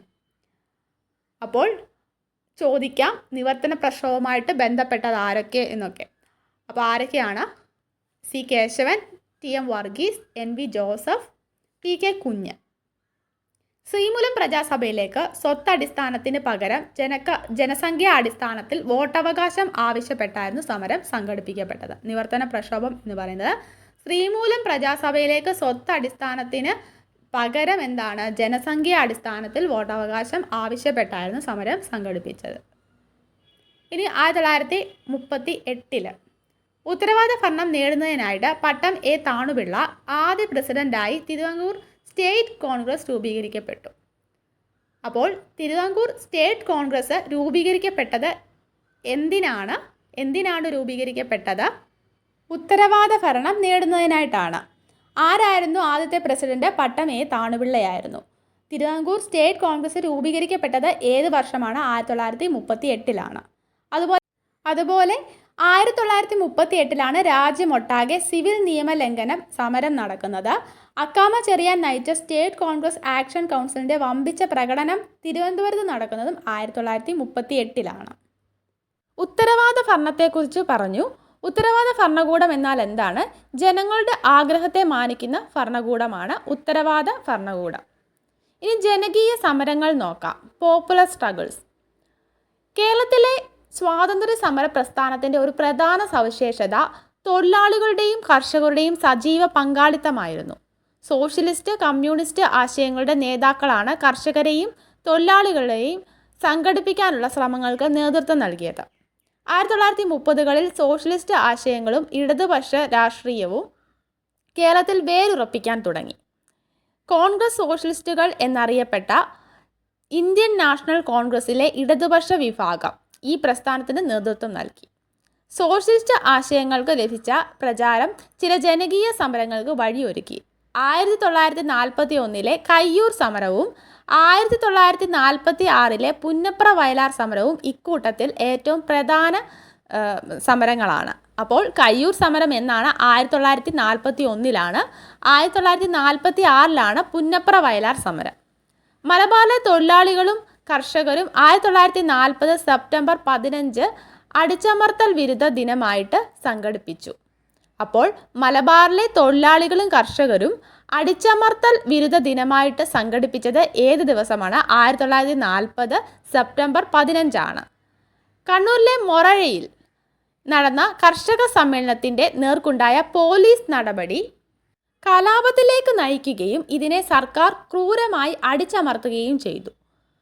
കർഷകർ കമ്മ്യൂണിസ്റ്റ് പാർട്ടിയുടെ നേതൃത്വത്തിന് കീഴിൽ സംഘടിച്ചു. പ്രാദേശിക ജനക്കൂട്ടവും പോലീസും തമ്മിൽ നടന്ന തുറന്ന പോരാട്ടത്തിൽ 1941 മാർച്ച് 28 കയ്യൂരിൽ വെച്ച് ഒരു പോലീസുകാരൻ കൊല്ലപ്പെട്ടു. കമ്മ്യൂണിസ്റ്റ് പാർട്ടി അംഗങ്ങളായ 4 യുവ കർഷകർ അറസ്റ്റ് ചെയ്യപ്പെടുകയും 1943 മാർച്ച് 29 ഇവരെ തൂക്കിലേറ്റപ്പെടുകയും ചെയ്തു. അപ്പോൾ കയ്യൂർ സമരത്തെ പറ്റിയാണ് പറഞ്ഞത്. 1941 കയ്യൂർ സമരം നടക്കുന്നത്. ഇനി 1946 ഒക്ടോബറിൽ ആലപ്പുഴ നഗരത്തിലെ വ്യാവസായിക തൊഴിലാളികൾ, പുന്നപ്രയിലെ മത്സ്യത്തൊഴിലാളികൾ, വയലാറിലെ കുടിയാന്മാർ തുടങ്ങിയവർ കമ്മ്യൂണിസ്റ്റ് പ്രസ്ഥാനത്തിൻ്റെ നേതൃത്വത്തിൽ പ്രകടനം നടത്തുകയും പോലീസുമായി ശക്തമായി ഏറ്റുമുട്ടുകയും ചെയ്തു. തുടർന്ന് നടന്ന പോലീസ് വെടിവയ്പിൽ ഏകദേശം 150ഓളം പേർക്ക് ജീവൻ നഷ്ടപ്പെട്ടു. ജനങ്ങളുടെ ജീവത്യാഗവും രക്തസാക്ഷിത്വവും കേരളത്തിലെ കമ്മ്യൂണിസ്റ്റ് പ്രസ്ഥാനത്തിന് ശക്തമായ അടിത്തറ പാകി. പുന്നപ്ര വയലാർ സമരത്തെ പറ്റിയാണ് പറഞ്ഞത്. 1946 പുന്നപ്ര വയലാർ സമരം. ഇനി ഐക്യ കേരളമാണ്. കേരളം നിലവിൽ വന്നതിനെ പറ്റിയാണ് പറയുന്നത്. തിരുവിതാംകൂർ, കൊച്ചി, മലബാർ എന്നിവിടങ്ങളിലെ ജനങ്ങളുടെ സാംസ്കാരിക ഉദ്ഗ്രഥനത്തിൽ മലയാള ഭാഷ ഒരു പ്രധാന ഘടകമായി പ്രവർത്തിച്ചു. ഭാഷയെയും അതുപോലെ പ്രദേശത്തെയും അടിസ്ഥാനമാക്കിയുള്ള മലയാളി സ്വത്വബോധത്തിൻ്റെ വേരുകൾ CE 14 നൂറ്റാണ്ടിലെ വ്യാകരണ ഗ്രന്ഥമായ ലീലാതിലകത്തിൽ തന്നെ കണ്ടെത്താൻ കഴിയും. ഇത് ഏക ഭാഷ സംസാരിക്കുന്ന മലയാളി സമൂഹത്തെക്കുറിച്ച് പറയുന്നുണ്ട്. അപ്പോൾ ഏക ഭാഷ സംസാരിക്കുന്ന മലയാളി സമൂഹത്തെക്കുറിച്ച് പറയുന്ന ഗ്രന്ഥമേതാണ്? വ്യാകരണ ഗ്രന്ഥമേതാണ്? ലീലാതിലകമാണ്. എന്നാൽ ആധുനിക വിദ്യാഭ്യാസത്തിൻ്റെ പ്രചരണത്തോടെയാണ് ഒരു പൊതുഭാഷയെ അടിസ്ഥാനമാക്കിയുള്ള ഒരുതരം പ്രാദേശിക ബോധം 19 നൂറ്റാണ്ടിൻ്റെ അവസാനത്തോടെ കേരളത്തിൽ ആവിർഭവിച്ച് തുടങ്ങിയത്. അച്ചടി വിദ്യയുടെ കടന്നുവരവും പ്രാദേശിക ഭാഷാ വർത്തമാന പത്രങ്ങളുടെ സ്ഥാപനവും ഈ ഉപദേശീയ വികാരം വളർത്തിയതിൽ പ്രധാന ഘടകങ്ങളായിരുന്നു. തിരുവിതാംകൂറിലെ ഭരണരംഗത്ത് പുറത്തുനിന്നുള്ളവരെ നിയമിക്കുന്നതിനെതിരായിട്ട് 1028 പേർ ഒപ്പിട്ട് 1891 തയ്യാറാക്കിയ മലയാളി മെമ്മോറിയൽ. അപ്പോൾ ഓർക്കുക, മലയാളി മെമ്മോറിയൽ 1028 പേർ ഒപ്പിട്ടതാണ്. 1891 തയ്യാറാക്കിയത്. മലയാളി മെമ്മോറിയൽ എന്തിനായിരുന്നു? തിരുവിതാംകൂറിലെ ഭരണരംഗത്ത് പുറത്തുനിന്നുള്ളവരെ നിയമിക്കുന്നതിനെതിരായിട്ട് ഒപ്പിട്ട് നൽകിയ നിവേദനമായിരുന്നു. അപ്പോൾ പുറത്ത് വിദേശികളെ നിയമിക്കുന്നതിന് എതിരായിട്ട് ഒപ്പിട്ട് നൽകിയ നിവേദനമായതുകൊണ്ട് എന്താണ്? ഈ ഒരു മലയാളി എന്നൊരു ബോധത്തിൻ്റെ അടയാളമായിരുന്നു മലയാളി മെമ്മോറിയൽ. 20-ാം നൂറ്റാണ്ടിൻ്റെ ആരംഭത്തിൽ ദേശീയ പ്രസ്ഥാനത്തോടു കൂടിയാണ് ഒരു മലയാളി സ്വത്വബോധം തിരുവിതാംകൂർ, കൊച്ചി, മലബാർ എന്നിങ്ങനെയുള്ള അതിരുകൾ ഭേദിച്ച് കേരളത്തിലുടനീളം വ്യാപിച്ചു തുടങ്ങിയത്. ഭാഷാ അടിസ്ഥാനത്തിൽ 1921 നിലവിൽ വന്ന കേരള പ്രവിശ്യ കോൺഗ്രസ് കമ്മിറ്റി, 1921 കേരള പ്രവിശ്യ കോൺഗ്രസ് കമ്മിറ്റി മലബാർ, തിരുവിതാംകൂർ, കൊച്ചി എന്നിവിടങ്ങളിലെ ജനങ്ങളെ പ്രതിനിധീകരിച്ചു. ഇന്ത്യൻ നാഷണൽ കോൺഗ്രസിൻ്റെ ആഭിമുഖ്യത്തിൽ 1921 ഒറ്റപ്പാലത്ത് വെച്ച് ആദ്യത്തെ അഖില കേരള പ്രവിശ്യ സമ്മേളനം നടന്നു. നമ്മൾ ഇതൊക്കെ നോക്കിയതാണ്, എങ്കിലും ഒന്നുകൂടി പറയുകയാണ്. 1921 ഒറ്റപ്പാലത്ത് വെച്ച് ആദ്യത്തെ അഖില കേരള പ്രവിശ്യ സമ്മേളനം നടന്നു.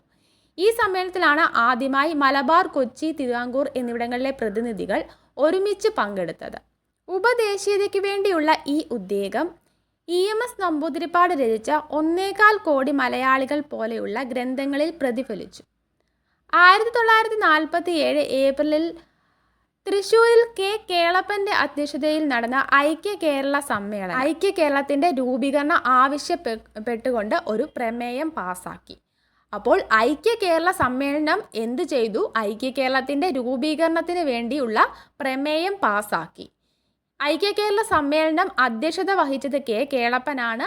1947 ഏപ്രിലിൽ തൃശ്ശൂരിലാണ് ഈ ഐക്യ കേരള സമ്മേളനം നടക്കുന്നത്. 1949 ജൂലൈ 1 തിരുവിതാംകൂറും കൊച്ചിയും ലയിച്ച് തിരുക്കൊച്ചി എന്ന പുതിയ രാജ്യം രൂപം കൊണ്ടു. അപ്പോൾ തിരുക്കൊച്ചി രൂപീകരിച്ചത് ഏതു വർഷമാണ്? 1949 ജൂലൈ 1 കേരള സംസ്ഥാന രൂപീകരണം എന്ന ലക്ഷ്യം സാക്ഷാത്കരിക്കുന്നതിലേക്കുള്ള ഒരു പ്രധാന കാൽവയ്പായിരുന്നു എന്ത്? തിരുക്കൊച്ചി രൂപീകരണം. പിന്നീട് സെയ്ദ് ഫസൽ അലിയുടെ നേതൃത്വത്തിലുള്ള സംസ്ഥാന പുനഃസംഘടനാ കമ്മീഷൻ തിരുവിതാംകൂർ, കൊച്ചി, മലബാർ എന്നിവ ഉൾക്കൊള്ളിച്ച് കേരള സംസ്ഥാനം രൂപീകരിക്കാൻ നിർദ്ദേശം നൽകി. അങ്ങനെ 1956 നവംബർ 1 കേരള സംസ്ഥാനം ഔദ്യോഗികമായി നിലവിൽ വന്നു. സിലബസിൽ കൊടുത്തിട്ടുള്ള കേരള ചരിത്രം പൂർണ്ണമായും എടുത്തിട്ടുണ്ട്. ഇനി പ്രീവിയസ് ക്വസ്റ്റ്യൻസ് ആണ് നോക്കേണ്ടത്. വീഡിയോ ഉപകാരപ്പെട്ടെങ്കിൽ ലൈക്ക് ചെയ്യുക, ഷെയർ ചെയ്യുക. Thanks for watching.